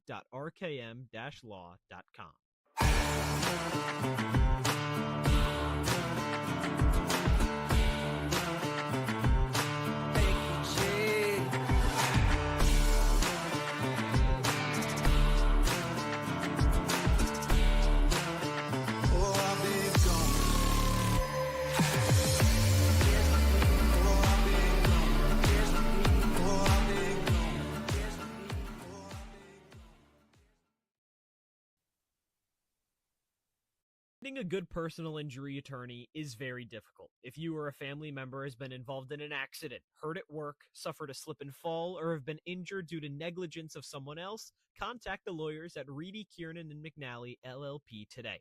They are experienced trial attorneys who practice in all of the courts in the Commonwealth. The firm has been recognized by Best Lawyers in America for outstanding legal representation. Contact Reedy, Kiernan, and McNally, LLP today. The firm is located at 267 Main Street in Wareham. Reedy, Kiernan, and McNally, LLP also has offices in New Bedford and Falmouth.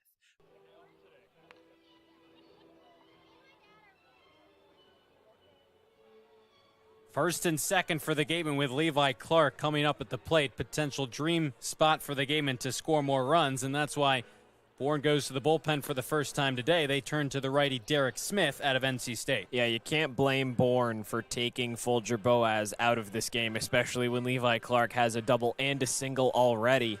So you bring in Derek Smith, you get the platoon advantage against 7 of these 9 Gatemen hitters, just 2 lefties in the Wareham lineup, and you're trusting him to get out of this jam that Boaz has kind of put him in.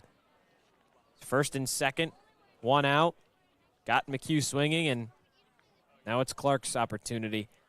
He loves having guys on base, especially in scoring position. Take advantage of this chance right here. Smith hasn't done particularly well this summer either. 7 innings pitched, 7 earned runs. ERA comes out to 9 for the righty. And he's got to face Levi Clark, who's 2 for 2 tonight. The average is up to 344 for the big righty. OPS over 1,000. He takes a called strike 1. Yeah, and he's got 10 strikeouts and 10 walks as well, so certainly has the stuff, but control can be a bit of an issue for him. With 2 runners on, those he inherited. Clark, a slow roller down the third base line. Holcomb charging, Holcomb throwing to first in time. Nice play by the Bourne third baseman. Just a couple pitches needed for Smith out of the bullpen. Retires Levi Clark in a big spot. Gatemen leave 2 runners on. Still lead by a run through 4 innings of play here on Cape League TV. Turf Specialties has set the standard for high-quality natural grass athletic field construction. As a full-service athletic field construction company, we specialize in design, build, and renovation of native soil, modified soil, and sand-based athletic fields. Our team will provide you with superior quality, expert guidance, and continuing support long after the completion of our project. We are proud to have built the infield for the Wareham Gatemen field. Go Gatemen. There hasn't been a ton of training when it comes to bat speed or products for players to be able to train bat speed.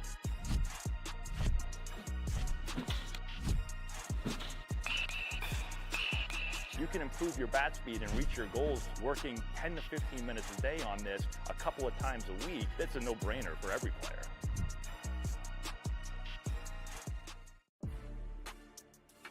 You can make any bat feel lighter by adding a velo puck knob. Instead of having to go get a whole entirely new bat, you can simply add the puck to it. Players can use this with any bat. It's basically going to shift the weight of the bat a little bit more towards the hands. Players are able to hit the ball a lot harder just by simply adding the puck on.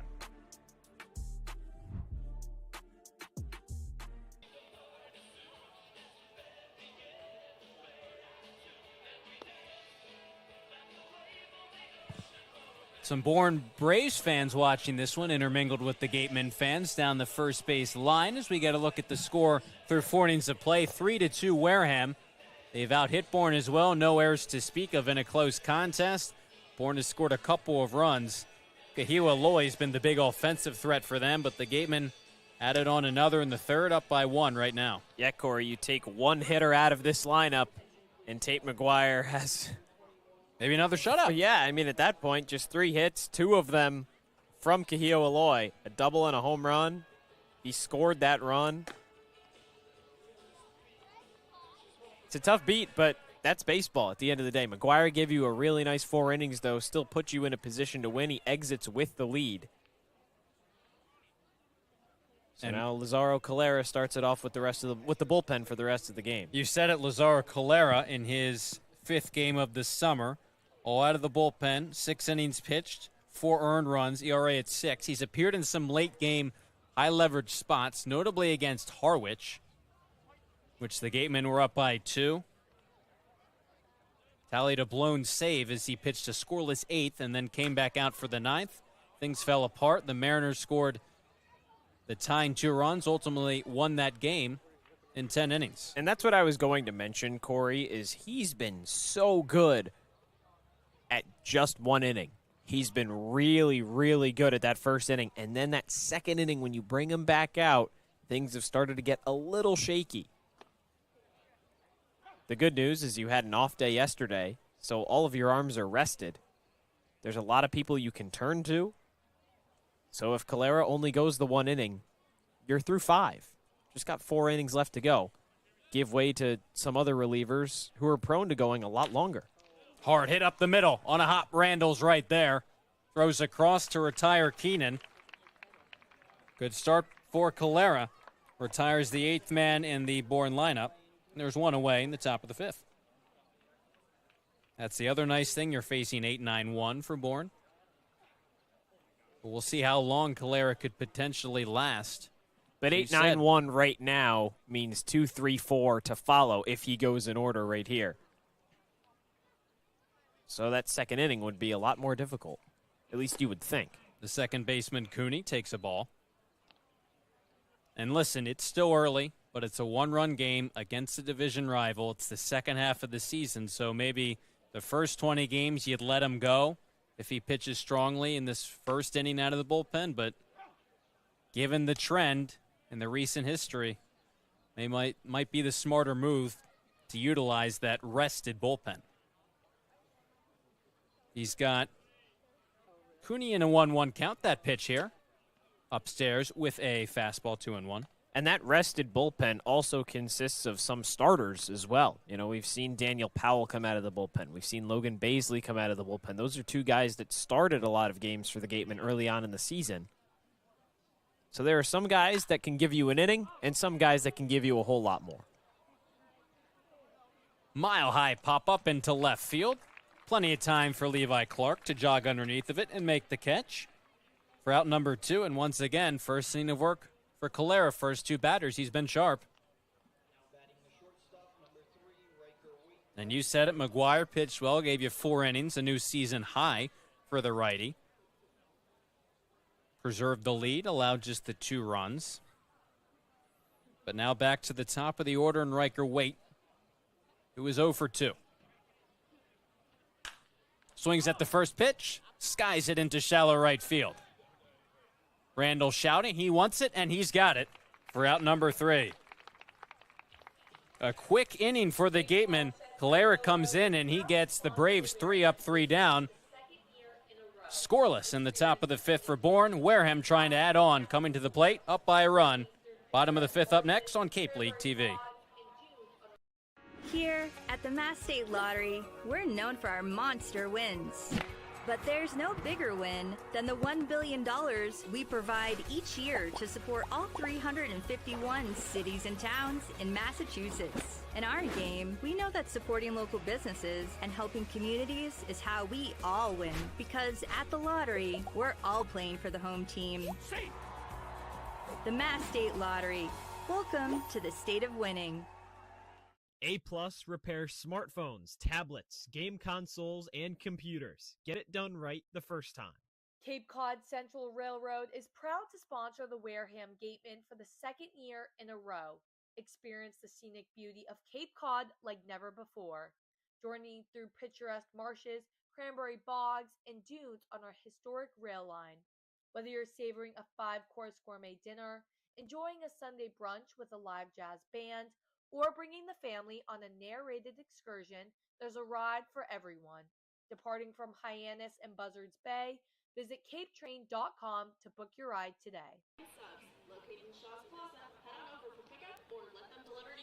The Gatemen up by a run, now getting set to step back in the batter's box for the bottom of the 5th. For more on another new addition to Spillane Field, though, we'll send it over to Rayna Maggelet. Thanks, Cory. So before the game, Coach needed a lighter, which led to a bit of a search in the dugout. Turns out it was for a tiki torch. Gateman head coach Ryan Smythe said that the pitching staff has been nails for us lately, so he figured they deserved a little something extra, which is to add a tiki torch around the bullpen, as you can see on camera right now. Plus, he wanted to make sure his pitching staff wasn't getting eaten alive by bugs, so tiki torches seemed like a fun and practical solution. Rayna, thank you. How about that? We got the triangle in the dugout, but now kind of more aesthetically for the rest of the crowd at Spillane Field to observe. You got the tiki torches I in like left those field. tiki torches. And listen, we love Spillane Field, but the one thing is those bugs can get pretty aggressive, especially as the sun goes down. And so we've talked to a lot of our colleagues that broadcast for other teams, so especially down that first baseline, it can get pretty difficult. But, if they're over there, they're going to be everywhere. We're lucky enough to be in our press box up here, but it's a tough draw for anybody that's outdoors watching this baseball game, especially the players. Bug spray, definitely advise you bring that if you're going to come attend a Gateman game. Most Cape League games in general. Smith back to work, bottom of the fifth, facing Hunter Carnes. The 1-1 pitch is a breaking ball that stays high. Can't wait to see the tiki torches when the sun really sets completely and they're illuminating that left field bullpen. Could make some entrances a little cooler as well.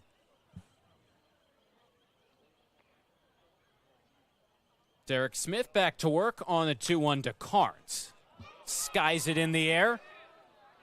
Foul ground, long run for everyone. Lewis tracks it down from his first base spot for out number 1 in the last of the fifth. It's a difficult play for Lewis there. He has to call off multiple other guys. You don't want Smith to come off the mound to try and make the play. Jimmy Keenan also moved over from behind the plate. Smart decision there from Lewis to call everybody off, and he made a nice grab. Derek Smith got Levi Clark to ground out to end the fourth. That was with 2 runners on. The pop out from Hunter Carnes, so 2 outs retired by Smith since he entered out of the bullpen. Here's Colby Turner. No one on, 1 away as that pitch skips to the backstop.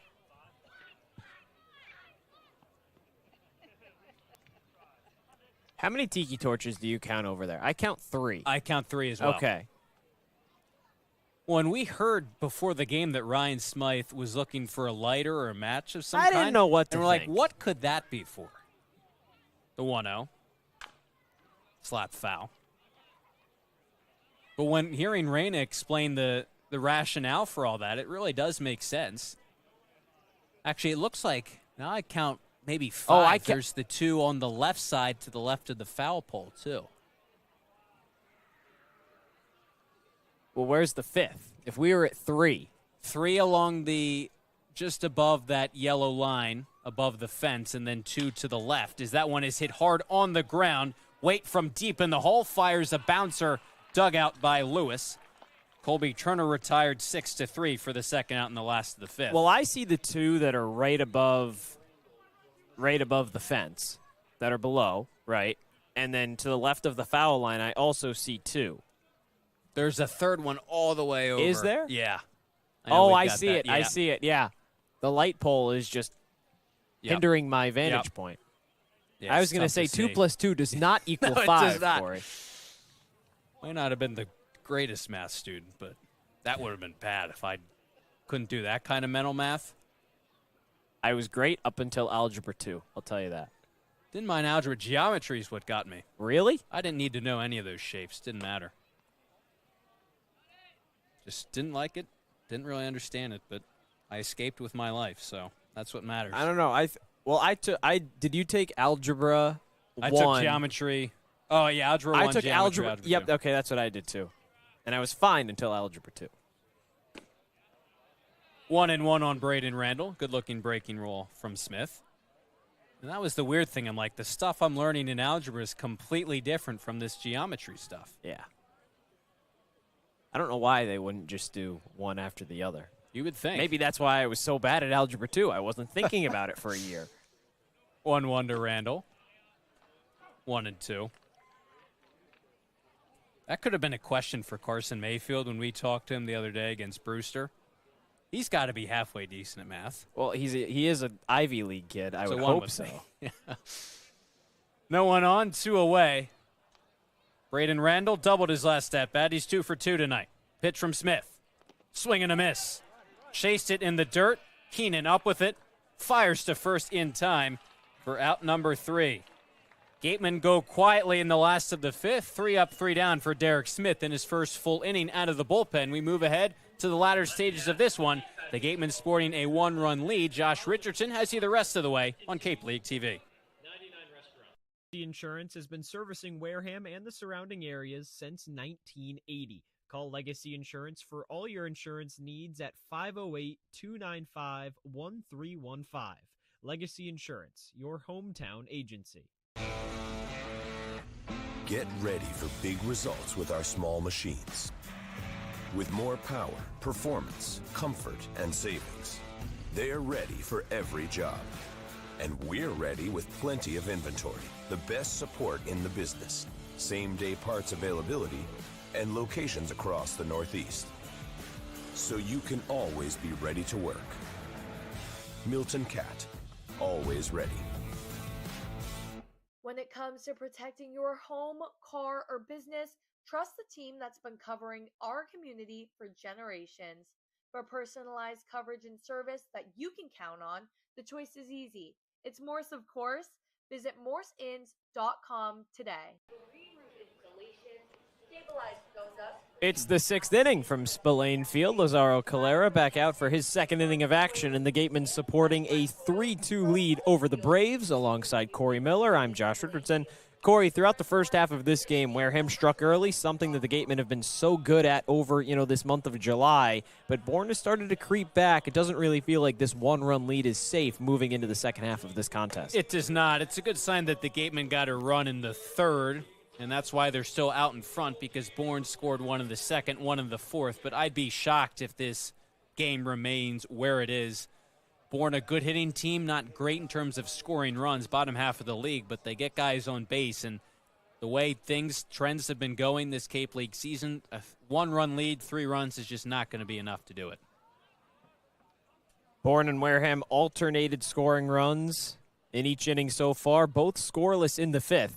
So we head to the 6th in a 3-2 game. Calera's first pitch chopped right back up the middle. Randall ranges over to his right and makes the play. Braden Randall's got really good range. Obviously, he can play short and second, but that ball was hit fairly hard, and once it got past Calera, I thought at first that's headed up the middle for a leadoff base hit. Randall got a great jump. Got over in plenty of time.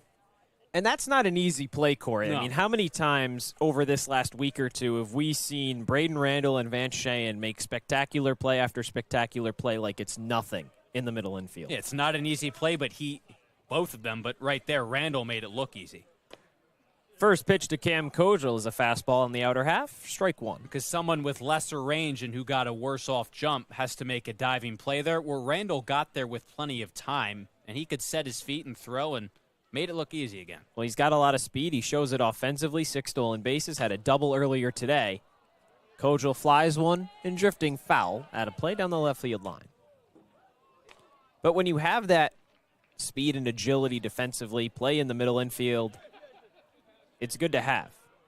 There's a lot of great defenders on this Gatemen squad. Of course, the outlier being 7 errors in the 11-4 loss to Falmouth. Tough game, but since then, defense has certainly played up to par.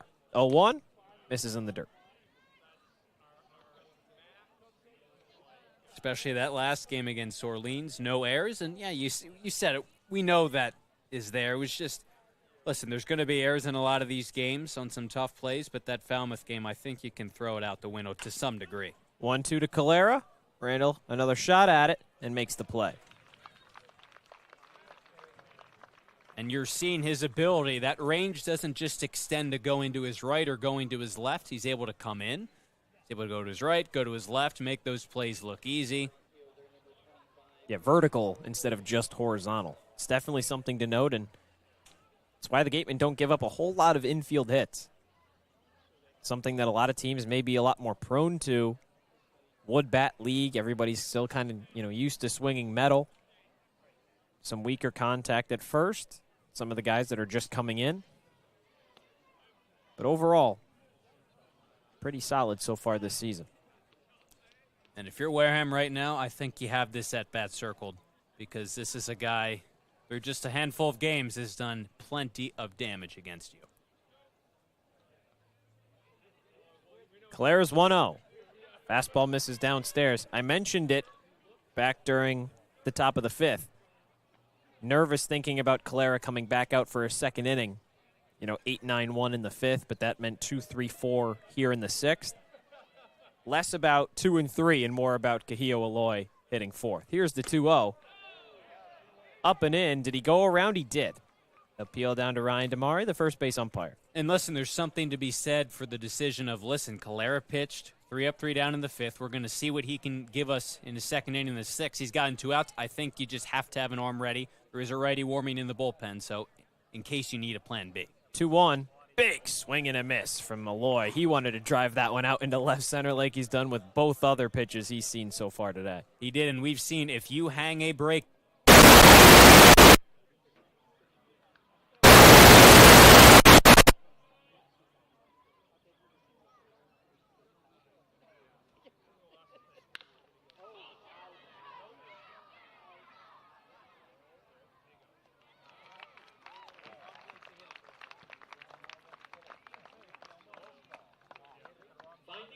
personal injury attorney is very difficult. If you or a family member has been involved in an accident, hurt at work, suffered a slip and fall, or have been injured due to negligence of someone else, contact the lawyers at Reedy Kieran. Legacy Insurance has been servicing Wareham and the surrounding areas since 1980. Call Legacy Insurance for all your insurance needs at 508-295-1315. Legacy Insurance, your hometown agency. Get ready for big results with our small machines. With more power, performance, comfort, and savings, they're ready for every job. And we're ready with plenty of inventory, the best support in the business, same-day parts availability, and locations across the Northeast. So you can always be ready to work. Milton Cat, always ready. When it comes to protecting your home, car, or business, trust the team that's been covering our community for generations. For personalized coverage and service that you can count on, the choice is easy. It's Morse, of course. Visit morseins.com today.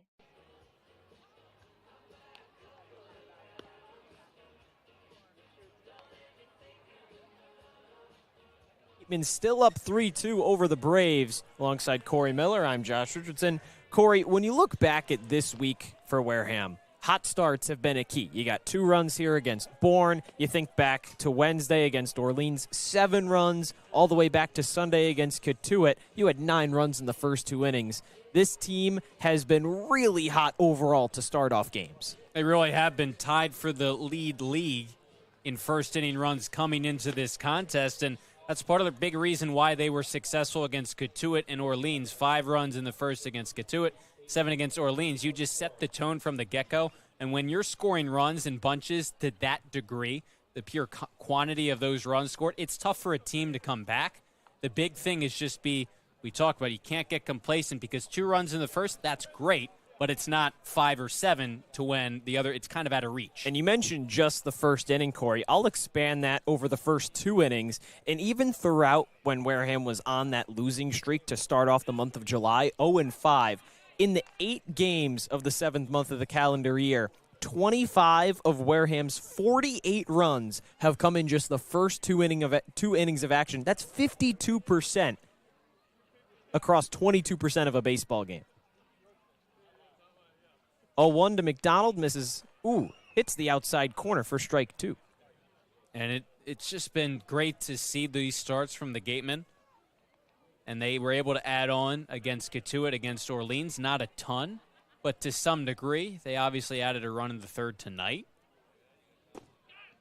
But I think the question for them moving forward is, if you continue to score early in games, are you able to sustain that? It doesn't have to be 14 runs, but you need to respond at some point through the rest of the game. They've scored first in 6 straight games now. That one skips in the dirt ahead of Keenan.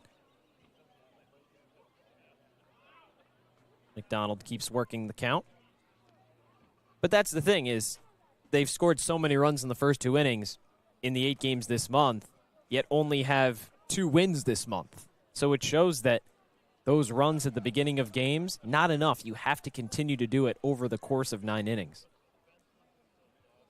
Here's the 2-2 to McDonald. Flies one into right field and slicing foul out of play. And the times they have added on in the subsequent innings, they haven't really been in bunches. Again, against Orleans, when you score 7 in the first, you don't really need to score again. Most times, more times than not. But Most times. They scored 1 in the 2nd, 1 in the 4th, 1 in the 5th, and obviously the game was shortened to 6 innings. But obviously that works, but it's not the bunches where you're getting multiple guys and really starting to put the game out of reach. Smith kicks and fires. His 2-2 is fouled off and out of play again. And it's weird because obviously the Brewster game sticks out. You jump out to the early lead, and then you don't get a hit again the rest of the way after the first inning. And you don't know whether it's just an odd coincidence, whether it's good pitching, especially out of the bullpen, the hitting for whatever reason, it just switches off. It's just very weird because a team that could do it to this degree in the first inning should theoretically be able to do it throughout the rest of the game. Smith fires 2-2, fouled off again. Yeah, just 2 walks from innings 2 through 9 for the Gatemen, following That first inning against Brewster, when Wareham scored 2 runs on 4 straight hits consecutively to lead off the contest. Then you come back against Orleans, 7 runs in the first inning, 10 overall. 2-2, big swing and a miss. McDonald went golfing and missed it. Strikeout here for Smith to begin the 6th. That's a shame that at bat didn't end with a base runner for the Gatemen and McDonald.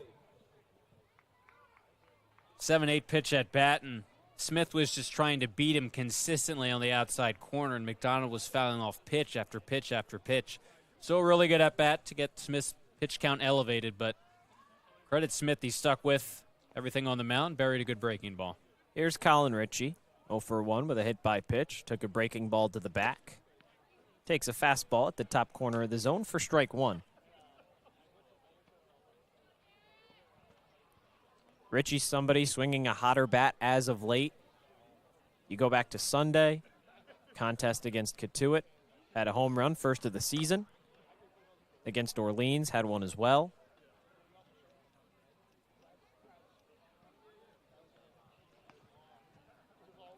Imagine if he really gets going with that power consistently. Came in under 200 batting average, but he's had a couple other extra base hits, and he takes one to the back again.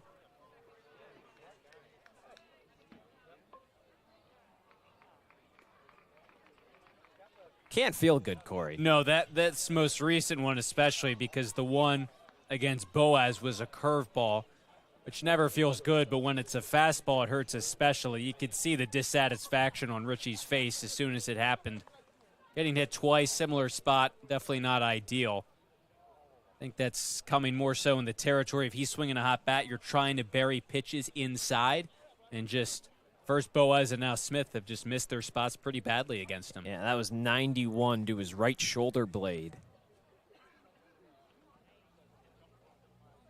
Brings up Van Cheyenne. First pitch misses downstairs. And here's a great chance for Wareham. Yes, there's an out. They didn't come through with that situation in the 4th with 2 runners on and no one out. You have an out, but you have Richie on. They gave you a hit by pitch. Add on some runs here. At the very least, get 1 back. 1-0. Big swing and a miss from Cheyenne. Count evens 1-1. Cheyenne walked to lead off the 2nd. Had the single in the 4th and moved Richie over to 2nd. Gargett lined out. McHugh struck out. Clark grounded out. Ended the inning. Left 2 on. 1-1. Fastball outer corner, strike 2. And it is interesting, Josh, because we talked about in that Brewster game about Wareham's got the best batting average across the Cape for 6 innings, but then the worst, innings 7 through 9. So they kind of trail off a little bit, which is really interesting, facing some of these bullpen arms. 1-2. Gets away from Keenan, and an easy 90 feet for Colin Ritchie. That one moved all the way to the backstop. I mean, you look at Smith and listen, guys make adjustments, and he can find it here, but he came in with an ERA at 9, so it's not like he'd been lights out so far this summer, but it's just the ability to adjust arms out of the bullpen once the starter's out of the game. Can you keep that momentum going if it's a different pitcher, righty-lefty, different stuff, different movement? Just trying to carry it over innings 1 through 9. Bottom of the 6th here. Wareham with a slim 3-2 lead. 2-2. Cheyenne takes all the way, and a breaking ball misses outside. Payoff pitch coming up to the shortstop. Ritchie in scoring position. Caius Gargett waits on deck. Shane was able to spit on that curveball right there. You see the hips move. He saw it pretty well, just didn't threaten the zone. 2 straight takes on a breaking pitch. We'll see if he earned himself a fastball on a full count. Smith deals his payoff. Rings in and hits Cheyenne. Well, hits the knob of his bat. It'll be a foul ball. That one close to hitting him on the hands. Winced a little bit, but steps back into the box after the foul. It's always a tough break because the knob of the bat, really small probability of it connecting right there. You see Shane really wants to swing at something. You've seen kind of the half-hearted hip movement swings the past 2 pitches. Tough break there, but again, we'll see another pitch here. Smith steps off, so we'll wait for his second 3-2. And Shane did get a fastball right there. Might have been ball 4, but again, a close pitch, so we'll see. Having seen that up in the zone, does Smith want to change eye level, go with a breaking ball, as he tried to do when Shane had 2 strikes a couple pitches ago? Smith kicks and fires. Breaking ball fouled off and slicing out of play down the first baseline. And he hung that a little bit, went with the breaking ball, but just didn't bury it as low and outside as he probably would have liked to. Sheehan put a good 2-strike swing on it to get a piece of it, spoil it, see another pitch. Gatemen have had some good at-bats. That was the 7th pitch of the at-bat. McDonald's went to 7-8 pitches, so they fouled off a lot of pitches from Smith here in the inning. Another 3-2 in the air to right field. Medium depth. Aloy under it. He makes the grab. Richie trying to tag from second. Moved over to third. The throw is not in time.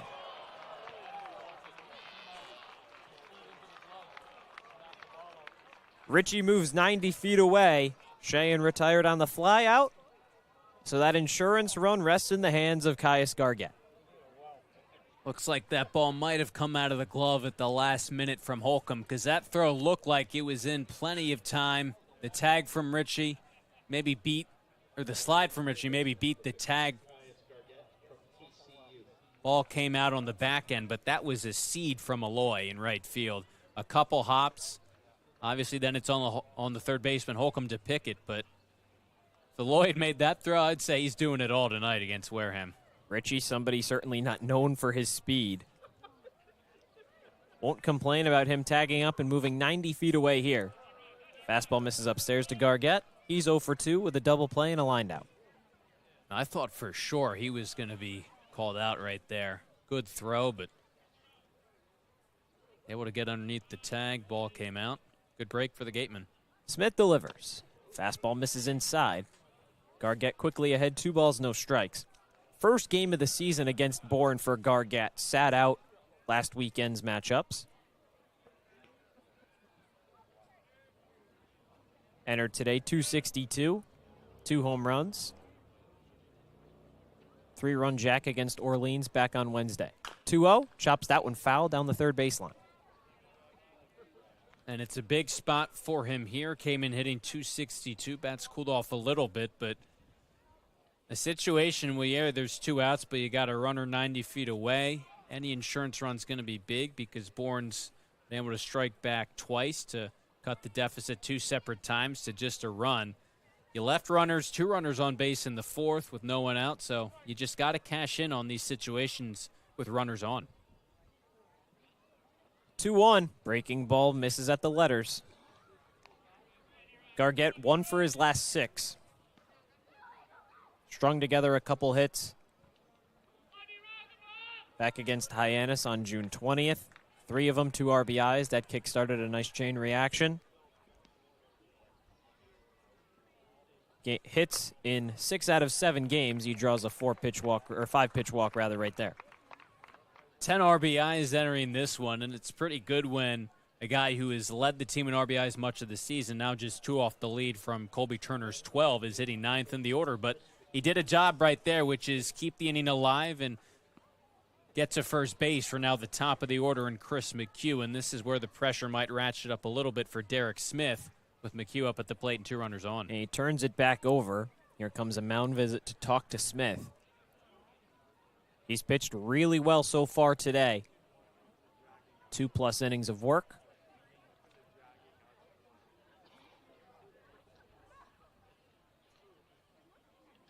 And it looks like the ball will stay in his hand for now. Just talking strategy against the top of the order. Chris McHugh 0 for 2 with a walk. That was back in the first. Scored the first run of the game for the Gatemen. Sacrifice fly from Hunter Carnes. Quick visit for Smith, ready to dig back in. And you look at Levi Clark right there. That was the first batter that Smith faced. Got him to ground out to end the 4th, in which there were 2 runners on. So McHugh's the only Gateman hitter he has not yet faced tonight. McHugh against Orleans. He was 0 for 2. He had 2 walks. Led off the game with 1. Came around to score one of the 7 runs in the first inning against the Firebirds. This season now against Bourne, he's 1 for 8, but he does have a home run. First pitch swinging, whiffs on a breaking ball.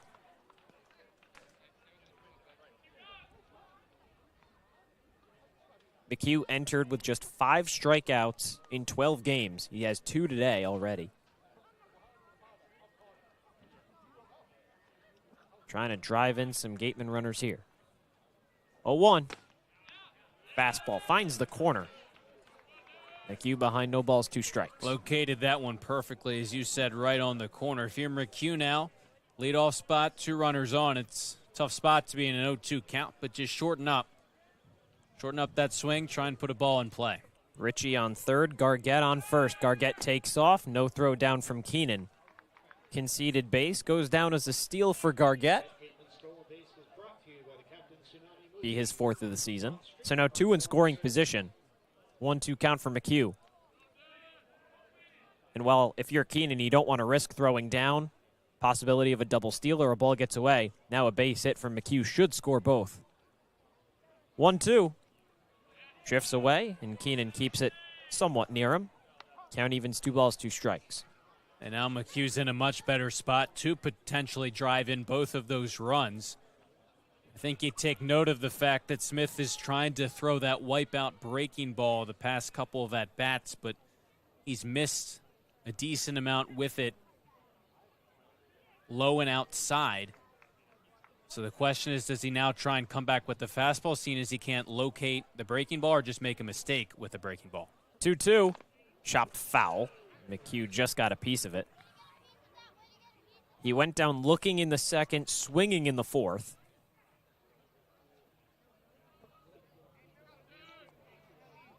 First base is open for Smith, but of course that would bring up Levi Clark. Not the guy that you would want to face with the bases loaded. No. And kind of classic Levi Clark is some big swings early in counts, but he shortens up. That's kind of what McHugh would probably have to do here. If he gets a fastball on the outside corner, just shoot it the other way. 2-2 count, 2 on, 2 outs. Pitch, fastball misses outside, and a payoff coming up to McHugh. And that's what Smith wanted to do, trying to locate it similar to the called strike 2 in this at-bat, right on the outside corner. Can be a really good pitch, obviously, but he's just missed outside in some of these 2-strike counts, unable to locate fastball breaking ball. And we'll see how aggressive he wants to be with McHugh, given that Levi Clark is on deck with 2 runners on. 7th pitch of the at-bat, 3-2, fouled off and out of play. And this is just textbook 2-strike approach, and especially from a leadoff hitter. Smith went back to the breaking ball, tried to bury it low in the zone, kind of inner part of the plate, and McHugh just stayed with it. Lives to see another pitch. Smith has kind of been mixing and matching, so he's thrown a breaking ball. He's typically gone back to the fastball. See if he elects to do that here. Another payoff pitch. Deep breath, fire and deal. Liner over to short, it's Waite. Play across the diamond is in time. Gatemen leave 2 stranded. Heading into the 7th, it's still a 3-2 Wareham advantage over Bourne, right here on Cape League TV.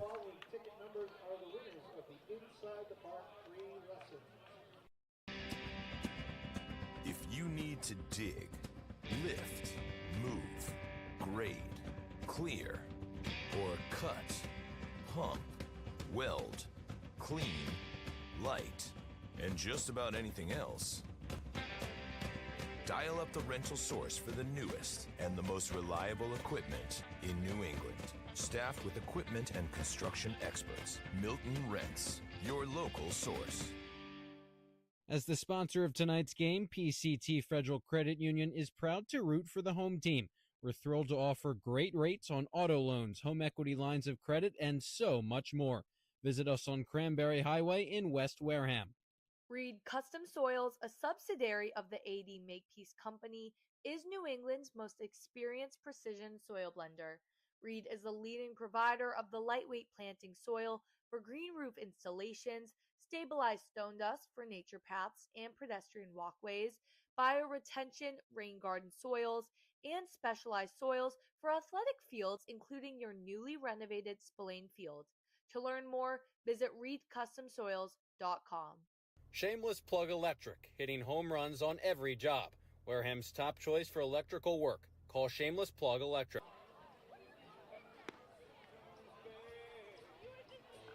One of the Gatemen's favorite places for their post-game meals is Cool Cone, where you can get anything from fried clams and Tate McGuire started off the game, 4 innings, 3 hits, 2 runs, 2 walks, no strikeouts. Lazaro Calera followed it up with 2 perfect innings. That brings up the third man on the mound for Wareham tonight. TJ Schlageter enters with the Gatemen leading 3-2 here in the 7th. And a good arm to have now back half of the game and back half of the bullpen for Wareham. Just will be his third game. Both appearances have been in relief, but he hasn't allowed any runs, 3 total innings. No walks allowed, just 1 strikeout, so he's been dealing around the plate. He's been effective. He's going to get some platoon matchups here this inning. And listen, he doesn't have a lot of breathing room, but in that situation, you just want to avoid runners on base because it's come back to bite Wareham in a lot of close games. But again, he hasn't walked anyone yet this summer, so in theory, he's a great arm to have on the mound. He's got 2 lefties with a righty in the middle, Lewis, Holcomb, and LeGrande. Ready to face Schlageter, who, you mentioned it, has pitched really well out of Louisville and not working with a whole lot of support. Just a 1-run lead for Wareham here in the 7th. In a big spot against 5, 6, 7 in this Bourne order. Trying to pick up this first win against the Braves this season. Dropped the 2 last week. Third matchup of 5 this summer. We've talked about it a little bit, but every game just really starts to mean more and more, especially when you're playing your own division. First pitch is a fastball right over the heart of the plate, strike 1. And Ryan Smythe talked about it immediately after that one Bourne game that was shortened due to the rain, but you really got to be frustrated with the fact that you don't have any win against these guys because, again, you were leading in the top of the 6th, and then the game gets called because of the rain. You go back to the rule that says team winning after the last completed inning wins it. So the Gatemen, in theory, should have had that 1 win just over a week ago, but it's just tough sledding. Mother Nature intervened. 1-1 from Schlageter. Breaking ball, grounded over to second. Randall to his left, slides, and he makes the play. Randall slipped on the grass, but he still made the play. Yeah, for a minute, you just kind of held your breath. That's always tough when you're ranging as an infielder right around the grass, and you have to stop on a dime and then regain and reshift your momentum. A lot can go wrong with your footwork, especially if it's a little slippery. But that right there, a short enough throw, Randall's able to make the play. Good decision to regather and not throw as he was slipping. He still had the time. Brings up Braden Holcomb, the third baseman. Takes a fastball at the knees for strike 1. You mentioned that contest last week. The rain shortened. You're leading when it ends. Last completed inning. Drop that one. Then the following day, you score first against the Braves. 5 spot in the middle of the game for Bourne. Gives them the win. It really is just a handful of tough breaks, and it's kind of felt like that for a majority of this season. Holcomb breaks his bat. He heads back into the dugout to grab a new one. And listen, you put yourself in situations against Cotuit and Orleans, the 2 wins here in July, to where you weren't in close games, so those innings kind of couldn't come back to bite you. But here you are in a close game, and if you want to secure a playoff spot and then make a playoff run, you just have to get used to playing in close games and succeeding in them. I know the Gatemen are aware of how they've played in a lot of close games, and a lot of them haven't gone their way, but at a certain point, you can't say, oh, well, it's just some bad luck, and you just have to come out on the other side of them. And especially with how today's contests have gone around Cape Cod. 0-2 misses outside to Holcomb.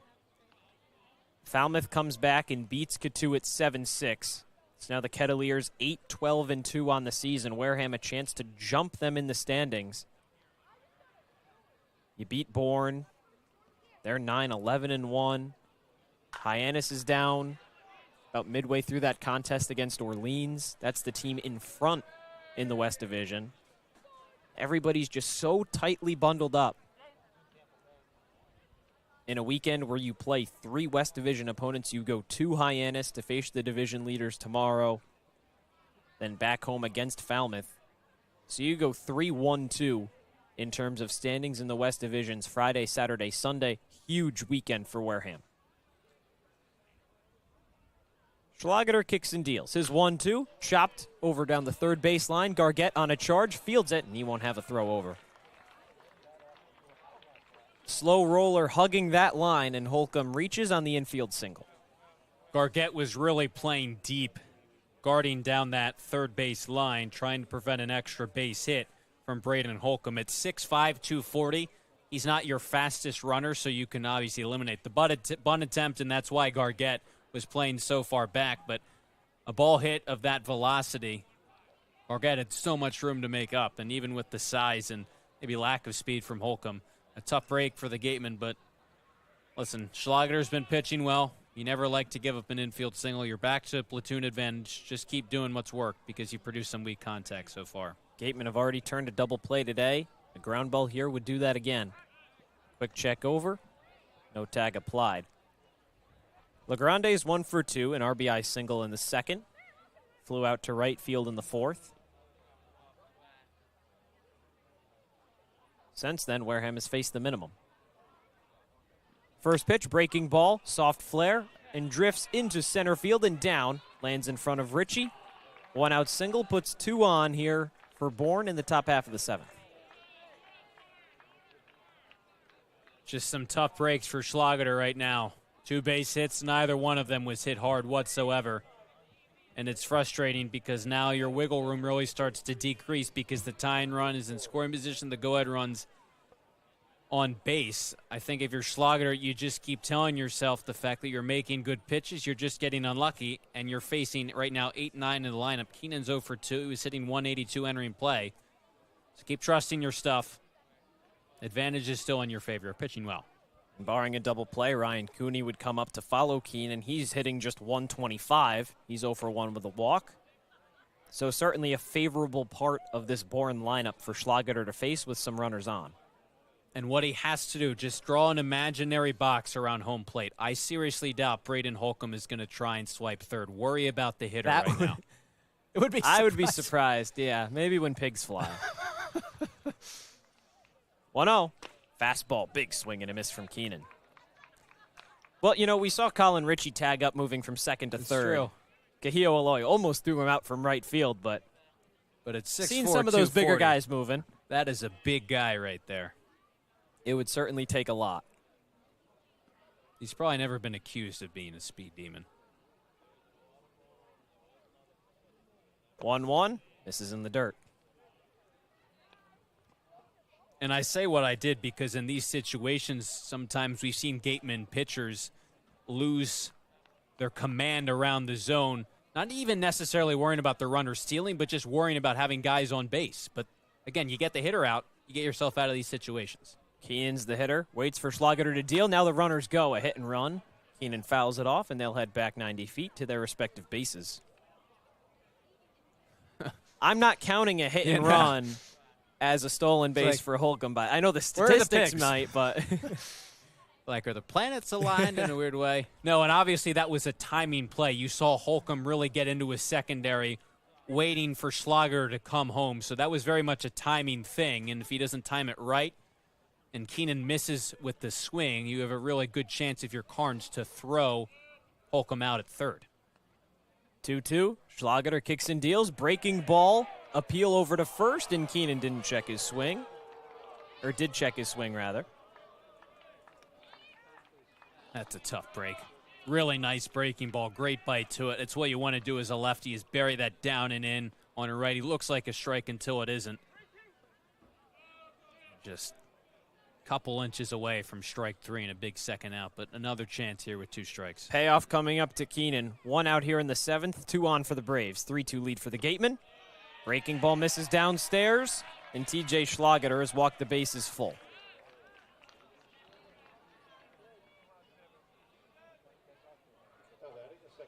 And now you're in a tough spot if you're Wareham because the bases are loaded. You're only up by a run, but on the other side, Schlager, the base hits have been just soft pretty contact. Weak contact, yeah. He it's lost a tough command, break for him. Yeah, a little bit against Keenan, but that call goes the other way on the check swing. It's a whole different scenario, and you're still facing Cooney, the bottom part of the order. Corners are in, middle infield at regular depth. Still an opportunity to turn 2 and get out of the inning. First pitch, rocketed into left field. Moving over is Ritchie. He makes the grab in left center. Tagging up to score is Holcomb. Moving over to third is LaGrande. And the Braves have tied this one at 3 here in the 7th. It's obviously not ideal to bring in the tying run. Off the bat, that could have been a lot worse. Listen, Levi Clark and Colin Ritchie are two great athletes. We talked about Clark, and he's not a natural left fielder that's hitting the left center field gap, just kind of perfectly in between them. Credit Colin Ritchie. He had a long way to go. He tracked it all the way down. The game is tied, but that ball lands. It's at least another run. And so now the bright side is you're an out away from getting out of this. Just one run is scored. Ritchie, also not somebody that's a prototypical center fielder. Usually played over in left or right. With Colby Turner occupying right field today, he's in center. Now pitching coach Eric Luxus wants to talk things over with Schlageter. And now Bourne turns it over to the top of the lineup. Riker Waite, the switch hitter. He'll move over to the right side. Yeah, you've Waite and then Groves a lefty. I think you just reinforced with Schlageter that he's been pitching well, and this is the frustrating part. It's baseball at the end of the day. Baseball. It really is. Because, listen, you can hit a 110-mile-an-hour line out and then give up a 40-mile-an-hour exit velocity single. There's just – that's the game. And it goes both ways, obviously. It's just tough for Schlageter and the Gatemen. But, again, I think you go back to right now, it could be a lot worse if that ball had gotten down. Back in the first inning, Braden Randall had a weak number down the third baseline. He didn't come in to score, but just another example. It happens to everybody. Big swing and a miss from Waite. Schlageter quickly ahead, no balls, one strike. And we said it earlier, Josh, it's naive thinking to assume that Bourne would not score another run. It's just right now, how can you get out of the inning? The situation is what it is. Get out of the inning with the game tied. Runners on the corners, squeeze play, Schlageter. Underhand toss over to first, and he retires the side. Waite can't get bailed out by his speed, but the Braves still tie it heading into the home half of the seventh. It's 3-all here from Spillane Field.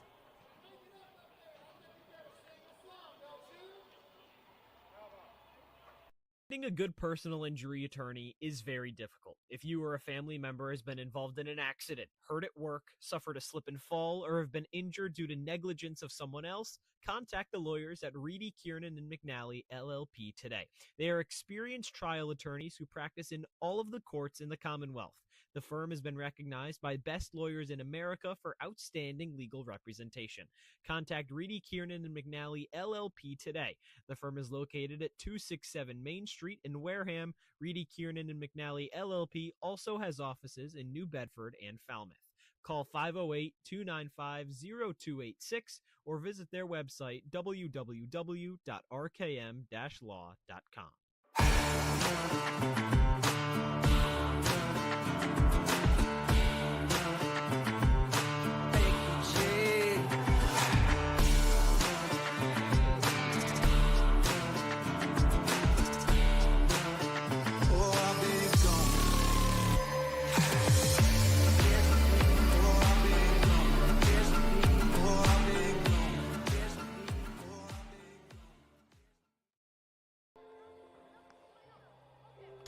Things have gotten dicey here in the seventh for the Gatemen. Bourne ties it in the top half of the seventh thanks to a sacrifice fly from Ryan Cooney. 2-3-4 for the Gatemen, facing a new pitcher into the game for the Braves. Derek Smith out, Dominic Morrow in. Morrow out of Cincinnati. It's just his second game, relatively new ad for Bourne. An inning and 2/3 so far this summer. Through 19 pitches, no walks, 2 strikeouts, so he was effective. And he's in a high leverage spot. Again, heart of the order, as you said, for the Gatemen. The key is just going to be in a tie game. It hasn't been an issue tonight in most of the recent games getting runners on base, but you have to bring them in. There have been a lot of runners left on base, especially the past few innings for the Gatemen, and that's why this game's tied. The pitching's done the best they can, and you're going to have to get guys on base and bring them home. Nearly identical line scores for Bourne and Wareham tonight. 3 runs, 5 hits for the Braves. 3 runs, 6 hits for the Gatemen. Now a chance to tack on a few more. Clark, Carnes, Turner. This is the part of the lineup that you really want to have up.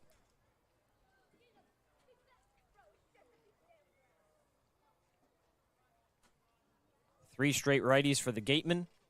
Morrow will have the platoon advantage. That kind of goes out the window, and you have 3 bats all hitting over 300. entering today. First pitch to Clark, lined over into right field and down. Clark takes the first pitch he sees the opposite way, and a leadoff single for the Gatemen here in the 7th. That's just a great first pitch swing from Levi Clark, knowing that the Gatemen needed base runners. Yes, a solo home run puts you back on top, but still the ability to go the other way. We've seen his opposite field power. That pitch might be a ball below the knees. Levi Clark just goes with it the other way. Great job to ambush Morrow out on the mound. And there is your leadoff base runner. First pitch to Carnes, misses outside. Nice block from Keenan, keeps it in front. Gatemen had this part of the order up in the 3rd inning. Clark had a leadoff single into left field. Carnes then quickly grounded into a double play, 6-4-3. Colby Turner was hit by a pitch. Braden Randall a double down the line. Both of them left stranded to end the inning. Gatemen came away with nothing. And that's obviously what you have to avoid here is a double play. If you're Carnes, try and think the other way. Big hole in that right side. Slightly shifted infield against him, and you have Lewis holding Clark on at first. It's just going to be timing this kind of slide step delivery. 1-1. Carnes doesn't offer. 2 balls and 1 strike. Had a sacrifice fly in the 1st. Double play in the 3rd. Popped out in foul territory to Cade Lewis in the 5th. Here's the 2-1. In the air, right center. Drifting back is Aloy and Legrande. He looks up, it's off the wall. Clark stops at 3rd, Carnes at 2nd. And a double from Hunter Carnes puts 2 in scoring position. Nobody out here in the 7th. Well, that'll work. I'd certainly say so. Off the bat, didn't get a sense of how well Carnes actually struck that ball. He goes the other way. We saw it on his sac fly early in the game. He missed a home run by about half a foot. It's just great opposite field hitting by the Gatemen, and this is what they had to do. Adjustments off of new pitchers, carrying over the hitting. Bourne's going to bring the infield in, but this is exactly what you needed to do is get guys on base. Such a great at-bat by Carnes. Timing that kind of jump step delivery from Morrow on the mound, and they're waiting in the wings for Colby Turner. Clark's got 3 hits tonight. His batting average now up to .348. Hunter Carnes, another double. His OPS is above 1,100. And now you have Colby Turner, who's been swinging one of the hottest bats that you will ever see in Cape Cod over the course of a week. Back against Katuitt, 2 home runs, 7 RBIs. Had a home run against Bourne as well 2 days prior. Now with a chance to bring in a few more. 0-1, fastball misses outside. And Colby Turner leads this team with 3 sacked flies. And listen, sure you'd love 2 all at once, 3 all at once, but at the very least, scratch across the run. Keep the line moving. You have Randall on deck with great contact skills. Just do a job if you're Colby Turner. Infield's in for Bourne. 1-1, fouls it off on a breaking ball. It's 1-2. Couple of big swings early in the count. Just about shortening it up right now, choking up maybe a little bit. Shortening the swing. Trying to put the ball in play. I doubt you see the Gatemen run on contact with no one out with Levi Clark at third base, but a lot of holes, especially across the infield. 1-2, fouled off and out of play. Turner stays alive. He's capitalized with 2 strikes, pretty decent amount this season. One of those home runs against Katuitt came in an 0-2 count, drilled it over into left field, no doubt about it. Since his bat is really since the turn of the month, one of the clutchest bats for Wareham this summer. Now the chance to put the Gatemen back in front. 2 on, nobody out. 1-2. Breaking ball misses outside. That's just a good take right there. Attempting to swing at, starts on the outside corner, then just maneuvers out past the plate. And Turner has that ability to elevate the baseball extremely well. That's why he has 3 sac flies. That's why he has 3 home runs. Might get a better pitch to see now with 2 balls in the count. 2-2. Fouls it off and out of play again. Yeah, he'd settle for a sac fly. Anything to get that go-ahead run in. 7th inning of this one. Get that run right back. That's what the Gatemen did in the third.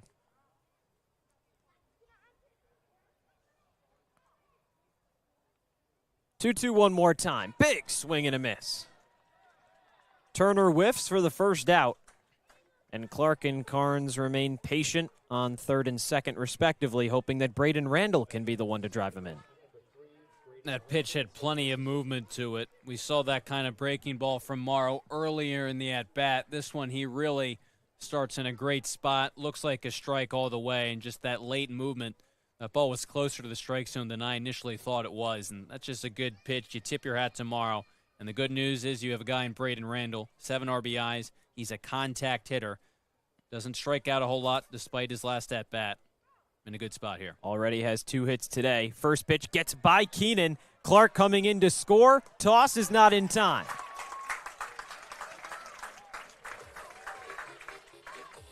Good read on the wild pitch from Levi Clark, and the Gatemen jump back ahead 4-3 here in the 7th. You said it, good read, and that's what it comes down to with the shortened distance between home plate and the backstop at Spillane Field. If there's any moment of hesitation when you're a runner on at third, you're not going to score because the catcher doesn't have a whole lot of ways to go to get that ball. The toss to home is obviously reduced. Levi Clark read it all the way, no hesitation. It's what the Gatemen needed. Now a little bit less pressure on Randall here. Ahead 1-0. Pitch, big swing and a miss. But you still have Carnes on third. The infield is still in. You get this second run, give yourself some insurance. Would really pay dividends with Bourne at that point down to just its last 6 outs. 1-1. Chopped foul down the first baseline and out of play.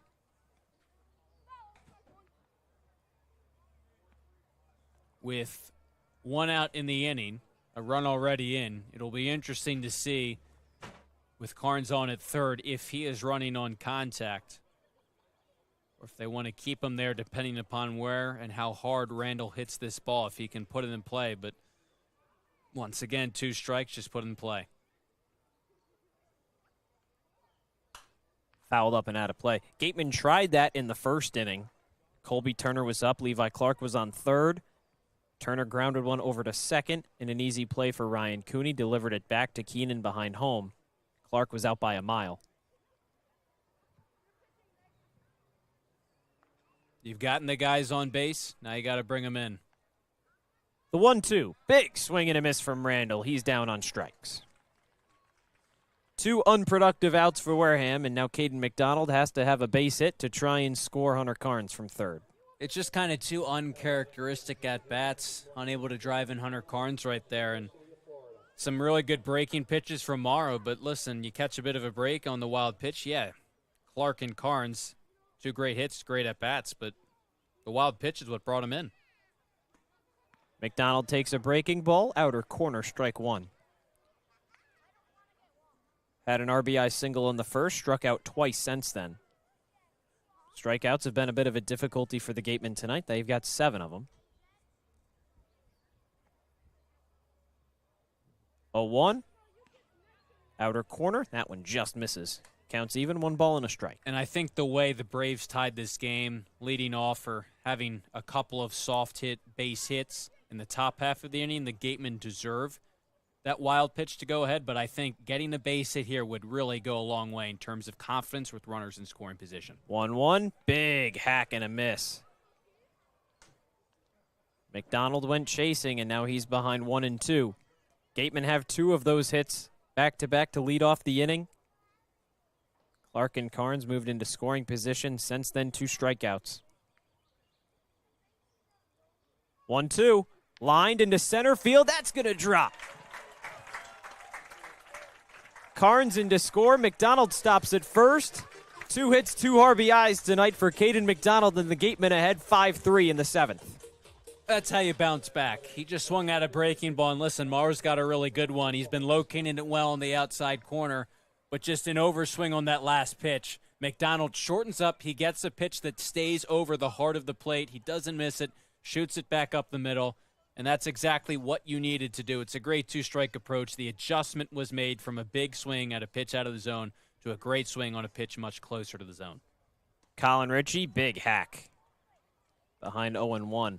Gatemen haven't held a 2-run lead since the 4th inning.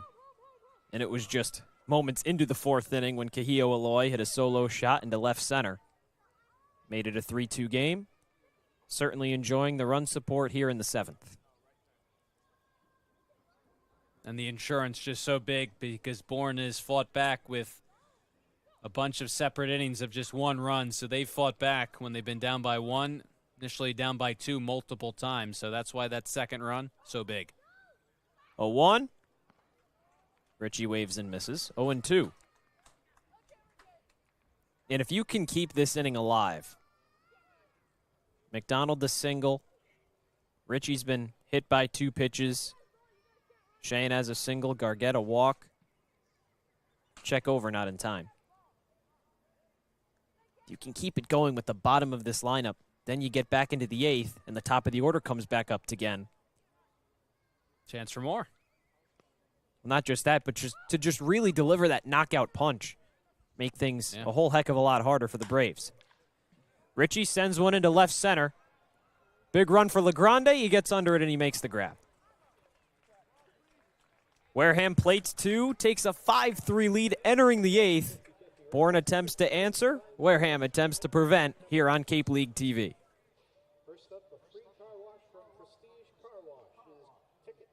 Law. Live, life, law.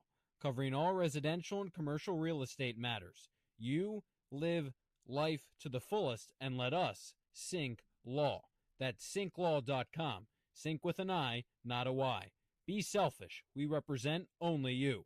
Sports Turf Specialties has set the standard for high-quality natural grass athletic field construction. As a full-service athletic field construction company, we specialize in design, build, and renovation of native soil, modified soil, and sand-based athletic fields.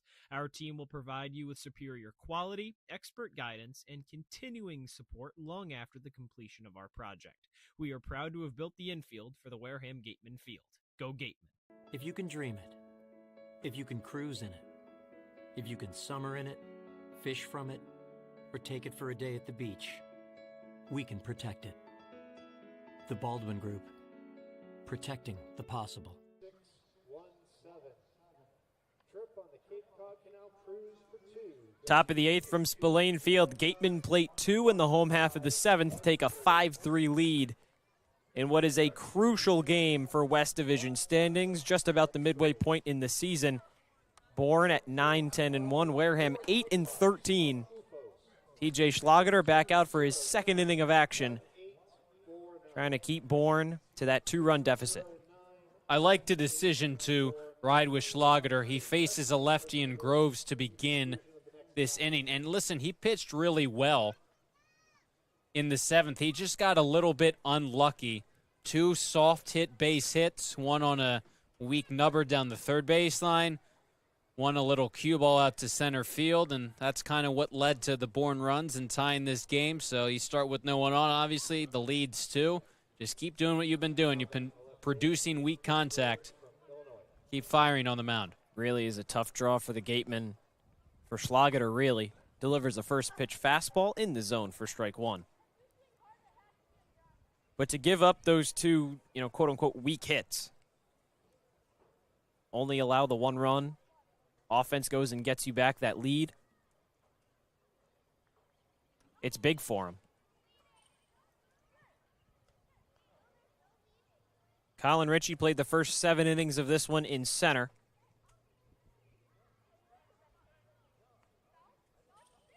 He exits. Soft liner, or flare rather, over into left field. Sheehan underneath it, and he makes the grab. So Ritchie out. Hayden Yost replaces him in center. Chase Cruson takes over for Colby Turner in right field. Turner then takes over at third for Caius Gargett. So a couple defensive changes for the Gatemen, really sensing that this is a game that they kind of need to have. Yeah, I really like the moves right there, putting your best out defensively, having gotten the lead back. Yost has got tremendous speed in center, as does Cruson, so the range from your outfielders really ratchets up. Lefty on lefty, drive into left center. Clark goes back. He's got some room, and he makes the grab. And there's the catcher Levi Clark showing you that he's got plenty of range too in the outfield. He's made some nice plays tonight, tracking balls well, getting good reads on everything. Other nice plays. You see him talking it over with Hayden Yost. Everything's set up well for the Gatemen right now. Schlager's pitching well. He's got the first 2 outs of the inning. You got some of your top defensive options in. And he's gotten them quickly, too. Just a few pitches to retire Groves and Kojal. And now here's the big one, Kahio Aloy. Double in the second, solo home run in the fourth. Yeah. And he had a shot into that right center field gap back in the 6th. He gave that one a ride, so just avoid pitches over the heart of the plate. First pitch misses downstairs. And this is the good thing about that insurance run, Cory. Aloy can't bring it back all himself. Would still have to rely on someone else behind him to represent the tying run. 1-0, lined into left center. Yost drifts back, got a good jump, and he makes the catch.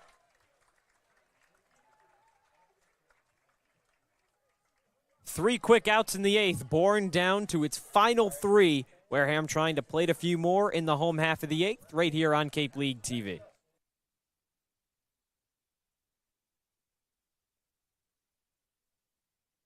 Turf Specialties has set the standard for high-quality natural grass athletic field construction. As a full-service athletic field construction company, we specialize in design, build, and renovation of native soil, modified soil, and sand-based athletic fields. Our team will provide you with superior quality, expert guidance, and continuing support long after the completion of our project. We are proud to have built the infield for the Wareham Gatemen field. Go Gatemen! There hasn't been a ton of training when it comes to bat speed or products for players to be able to train bat speed.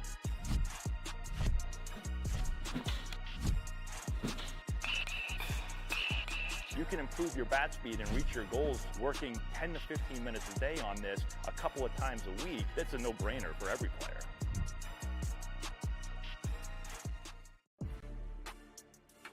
You can make any bat feel lighter by adding a velo puck knob. Instead of having to go get a whole entirely new bat, you can simply add the puck to it. Players can use this with any bat. It's basically going to shift the weight of the bat a little bit more towards the hands. Players are able to hit the ball a lot harder just by simply adding the puck on.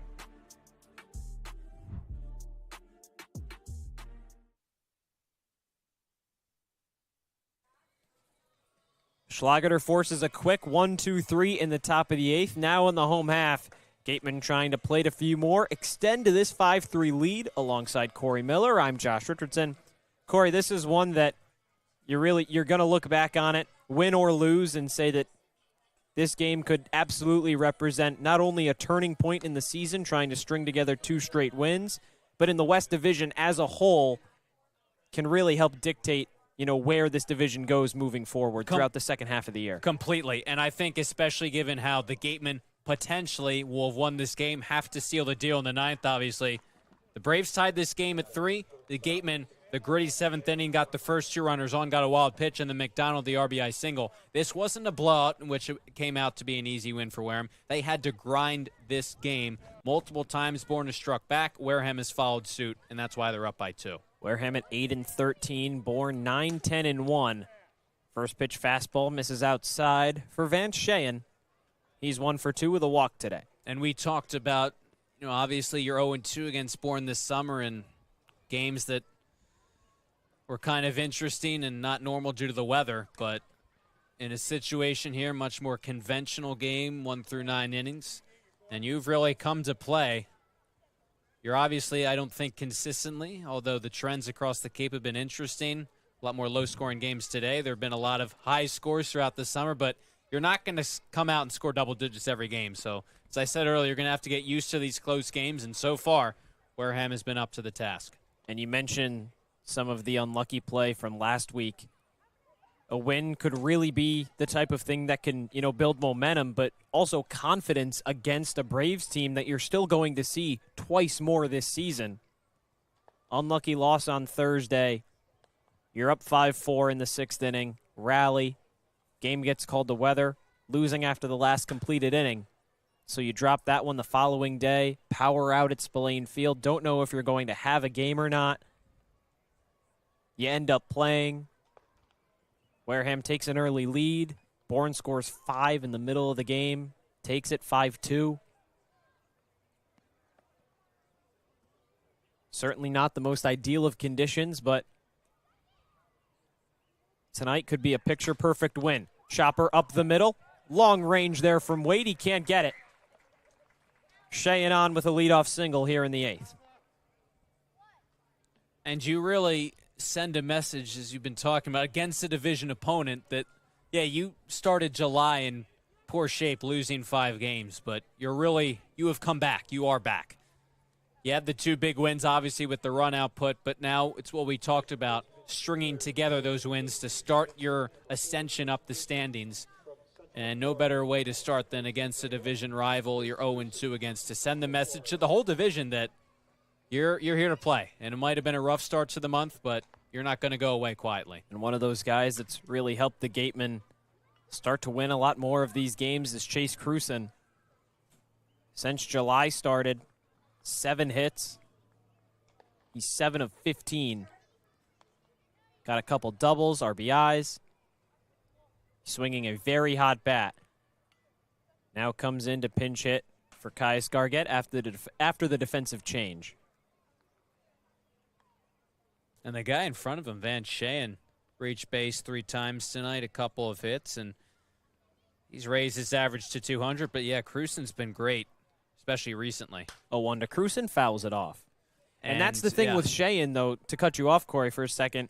We mentioned earlier in this game, Colin Ritchie, Van Sheehan, if there was a part in the Gatemen lineup to try and attack if you're Bourne, it's going to be those two, because they're 2 of the 3 hitters for Wareham hitting below 200, and they're back-to-back.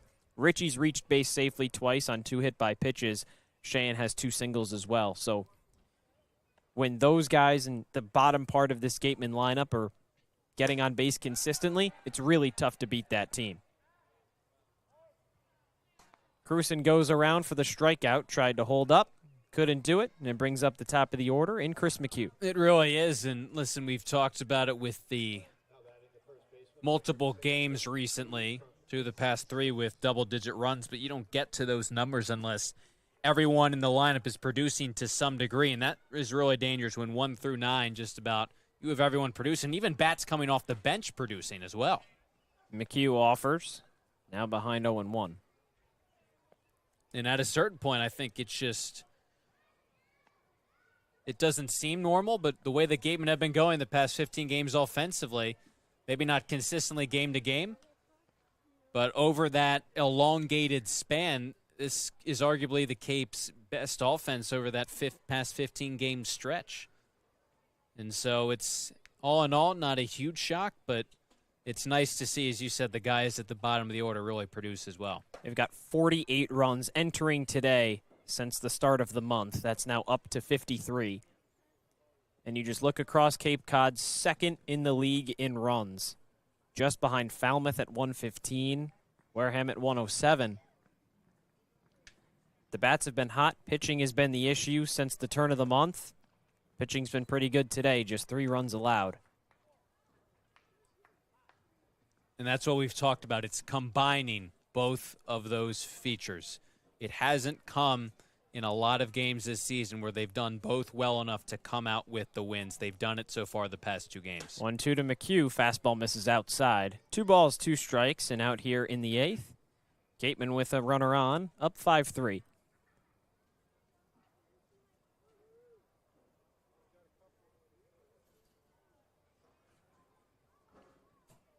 McHugh 0 for 3 with a walk. He's got 2 strikeouts as well. His 2-2 fouls it off and stays alive. And I think some of the games this month, the Gatemen were right around this 5-run marker. They just didn't come out on the winning side of ball games, in part because the pitching staff struggled, but more times than not, 5 runs is going to win you ball games if your pitching and defense back you up on the other side. Big swing and a miss from McHugh. He's down on strikes. 2 outs here in the 8th. It'll be up to Levi Clark to try and bat Sheehan in. And you mentioned that 5-run threshold that the Gatemen have, been at for a majority of these games. Wareham's averaging 4.86 runs per game, so right around that number. This is typically where the Gatemen sit. But for a team that entered with the worst ERA across Cape Cod, has to feel good to be winning this one 5-3. Pitch gets away from Keenan, and an easy 90 feet for Cheyenne. He advances without a throw. And it serves as a good test for the offense in part because, listen, obviously you're producing more when you score more runs, but you were more battle-tested tonight when you had to respond after scoring 2 in the first and Bourne's come back. And then it's a test to the pitching staff because you don't have a 7-run, 8-run, even 5-run cushion early on, so you have to throw well on the mound to back what runs the offense does give you, and that's probably going to be the norm more times than not. Cheyenne in scoring position. 1-0 to Clark. Big hack and a foul off. Count even, a ball and a strike on Levi Clark. He's 3 for 4 today, 2 singles and a double. He's just kind of the motor of this offense. And I go back to the hit in the 7th to begin the frame, followed by the Carnes double. He didn't smoke it, but they needed base runners in a tie game, and he delivered a base hit. Everything you need him to do, he just does. 1-1. Takes a fastball, misses on the inner half. You throw out that Falmouth game, he has played, I think, a fairly exceptional defensive left field as someone adjusting to that absolutely. position. He gets on for base. A primary catcher he as hits well. for power. He fields behind the plate. He fields in left field. 2-1. Takes a breaking ball out. He's got a great eye as well. Yeah. That's why he's the team leader in walks and runs, because he gets on base. Obviously, tonight, 3 hits. That's how he's gotten on. But tonight, he has been a patient hitter. Not just that. His on-base percentage this season, .449. Yeah. 3-1. Takes a fastball right at the inside corner, and a payoff coming up to him. I love how intentional. You see him look up kind of to the press box a lot before he steps into the up to the plate. He's very conscious of the hitter's clock. Payoff, big hack and a miss. Morrow's slider got Clark swinging, and that ends the 8th. Gatemen still up 5-3, trying to get these final 3 outs against Bourne and grab that 3rd win in 4 contests. TJ Schlageter back on the mound. He'll try and close it out here on Cape League TV. Here at the Mass State Lottery, we're known for our monster wins. But there's no bigger win than the $1 billion we provide each year to support all 351 cities and towns in Massachusetts. In our game, we know that supporting local businesses and helping communities is how we all win. Because at the lottery, we're all playing for the home team. The Mass State Lottery. Welcome to the state of winning. A+ repairs smartphones, tablets, game consoles, and computers. Get it done right the first time. Cape Cod Central Railroad is proud to sponsor the Wareham Gatemen for the 2nd year in a row. Experience the scenic beauty of Cape Cod like never before. Journey through picturesque marshes, cranberry bogs, and dunes on our historic rail line. Whether you're savoring a 5-course gourmet dinner, enjoying a Sunday brunch with a live jazz band, or bringing the family on a narrated excursion, there's a ride for everyone. Departing from Hyannis and Buzzards Bay, visit capetrain.com to book your ride today.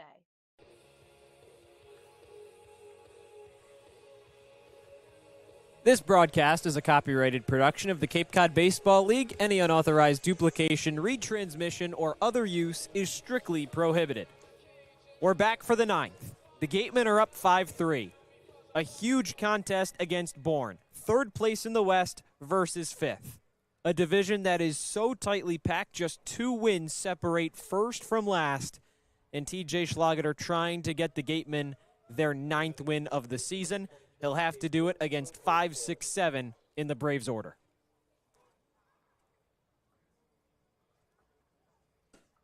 First pitch fastball misses outside. And Cade Lewis, the first baseman, is ahead 1-0. He's 0 for 3 tonight. Asking him to go 3 innings, get these 3 outs, but why not?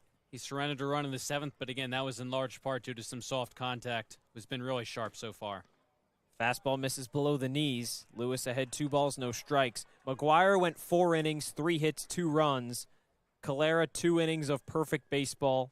Schlageter just that 1 run allowed in the 7th. You mentioned it, a couple weak hits. 2-0. Ground ball over to Randall, eats him up a bit, and there's no play over at first. That is not the way you want to start off the 9th if you're Wareham. First error of the game charged to Braden Randall. And it's just unconventional from a guy who's been really good out there defensively. Seemed like Randall might have been wincing a little bit after that play. Well, he's had a couple close ones defensively. That being had one a little bit further over to his left. Kind of slipped on the shallow outfield grass and made the play over to first in time, but unable to do that. Now, Lewis reaching safely. Brings up Braden Holcomb. Represents the tying run. Schlageter deals a breaking ball in for strike 1. Well, you saw him kind of rub his elbow there after that play, and it was interesting because even after the bobble, I think he might have had time to recover and still make that play, but there was something kind of about that he winced at and was just taking a second thought about. 0-1. Delivered into right field and down for a hit. An error and a single, and Bourne has things moving. Tying run on base here in the 9th. Ty Stark has been warming up in the bullpen. We saw him a while ago, a couple of other Gatemen players as well. It'll be interesting to see the leash that TJ Schlageter has from pitching coach Eric Luxus and head coach Ryan Smythe. Yeah, I think definitely you're going to obviously see him here face a lefty. And LeGrande, who did have a hit off him in the 7th, it was one of those weak contact, shallow fly ball center field in between everyone. The Gatemen catch a break with the bottom part of this Bourne order, but you got to be careful. This part of the order is what combined to score a run in the 7th, so make some good pitches. You've been pitching well. Stay around the plate. LeGrande has 2 singles and an RBI, tries to drop a sac bunt down the line. It rolls foul. Turner fields it to the left of that left field line.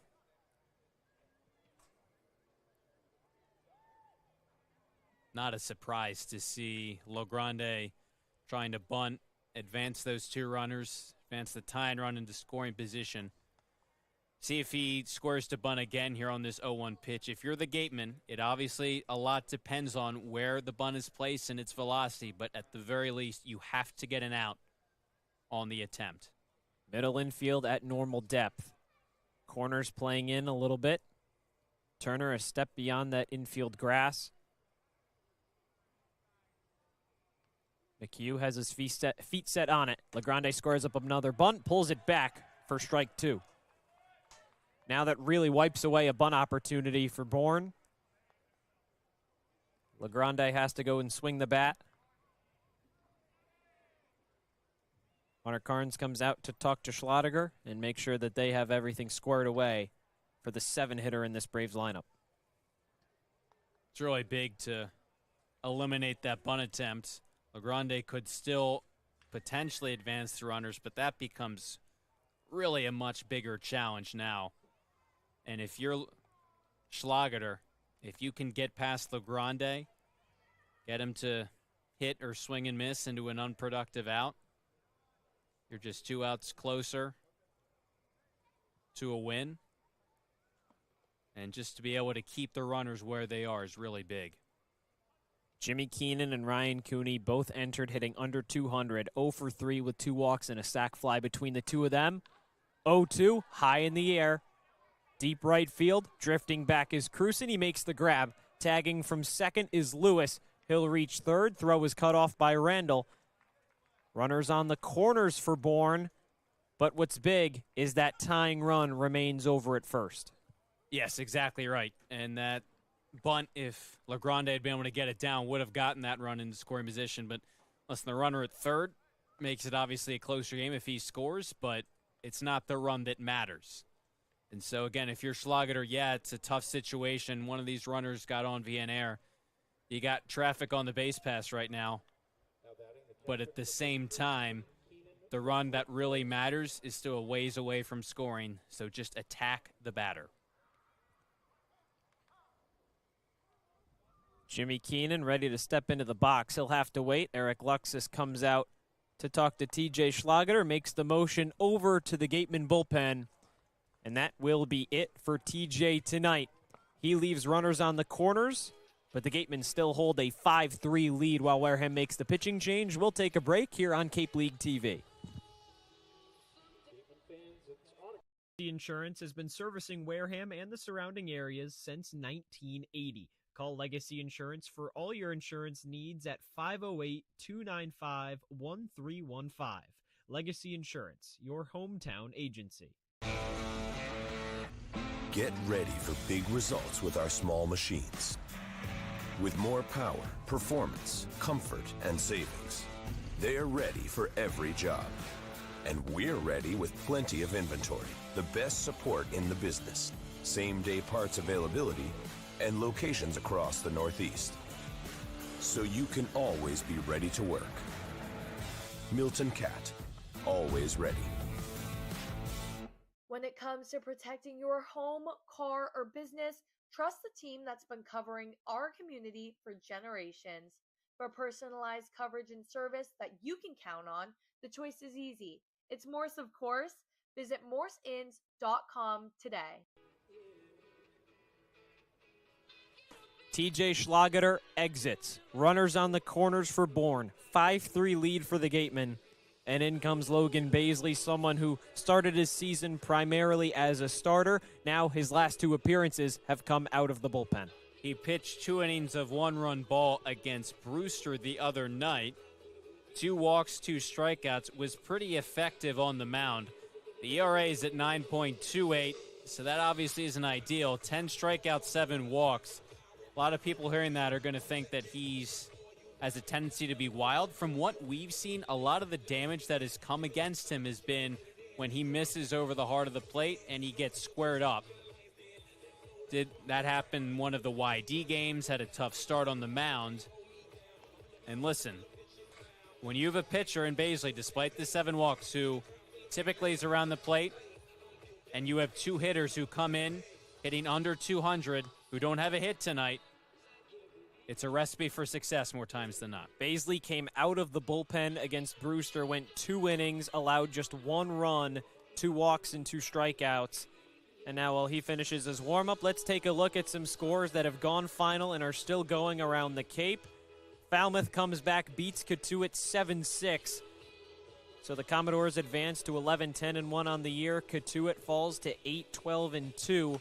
Brewster beats YD, battle of the top 2 teams in the East. We move over for an interleague matchup. Orleans ahead on Hyannis 4-2. That's big for the Gatemen and the rest of the West Division.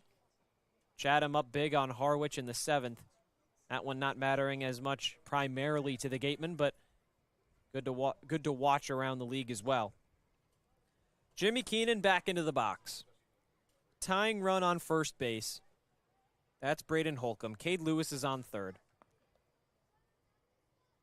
Baisley a double play from getting out of this inning and escaping the game. First pitch breaking ball finds the outer corner for strike 1. So if you earn a win tonight, that Cotuit loss is big because it can shake up the standings a little bit. And that's your reward if you can hold out this win. Baisley a good first pitch to Keenan. Try and stay right there on the outside corner. 0-1 from Baisley. Misses down and away. And a good block from Carnes. Keeps it in front. It's 1-1. And as we talked about, the runner on third does not matter. You still got to execute. There's no doubt about it. But try not to worry about making the perfect pitch. Just have a catch with Hunter Carnes. Keenan 0 for 2 with a walk. 1-1. Big swing and a miss. And Keenan behind 1-2. And that swing and miss now opens the door for Baisley because Keenan's really just seen 3 breaking balls. 2 kind of wild swings at 2 of them off of the plate. You could try and go there once again, but he hasn't seen a fastball either. If you throw a fastball, it's got to be elevated above the belt. Baisley checks over to first. No tag applied. Holcomb back safely.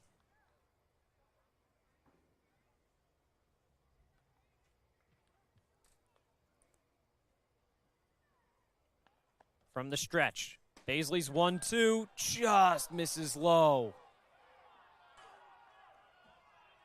That's to the dismay of the Gatemen faithful here at Spillane Field. Mike Hinojosa certainly hearing it from the fans. It's 2-2. Yeah, a lot on those low pitches, too, from both sides. They've been wanting that on the mound. Even count. Baisley struck him out. Beautiful pitch from Logan Baisley, and he's an out away.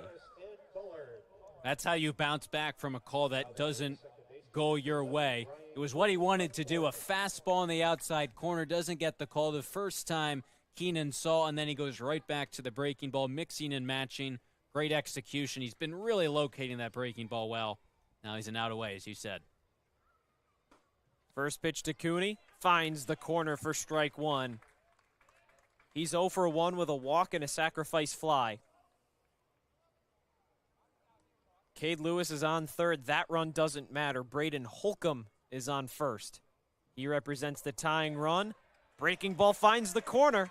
Bourne down to its last strike. It's been so great, that breaking ball. It just catches that outer part of the plate. Maybe go out of the zone even more on this pitch. You got a great advantage 0-2 if you're Baisley. Baisley delivers home. Chopper over to third, but foul. Just to the left of the third base bag. Turner fields it. And Baisley gets a new ball and gets ready to deliver.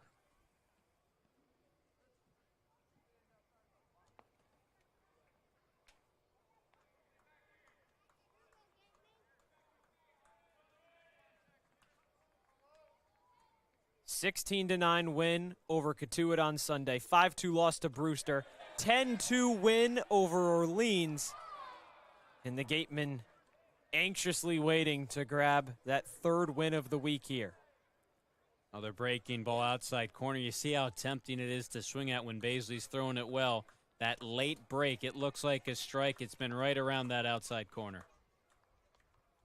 1-2, misses outside.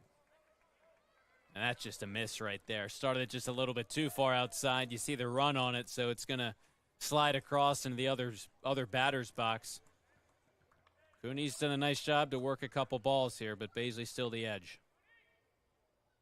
2-2, misses downstairs, and a payoff coming up for Ryan Cooney. Riker Waite stands on deck. He's 0 for 4 today. But the leadoff man for the Braves hitting .316 kind of feels like he's due. Baisley hoping to avoid him. Payoff pitch, runners go. Lined over into left field and down for a hit.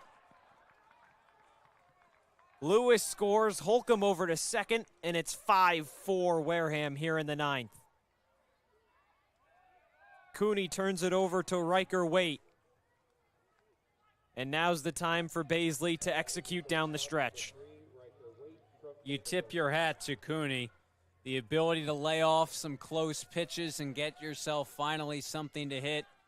It hovered right over the heart of the plate right there, and Cooney put it through that hole in the left side of the infield. Now the pressure really ratchets up. For Baisley, the movement has been there from the breaking ball. He'll try and bury it in to Waite. Holcomb second, Cooney on first. Represents the tying and go-ahead runs. Turner calls everybody off. It's into foul territory, and he makes the grab and ends this one.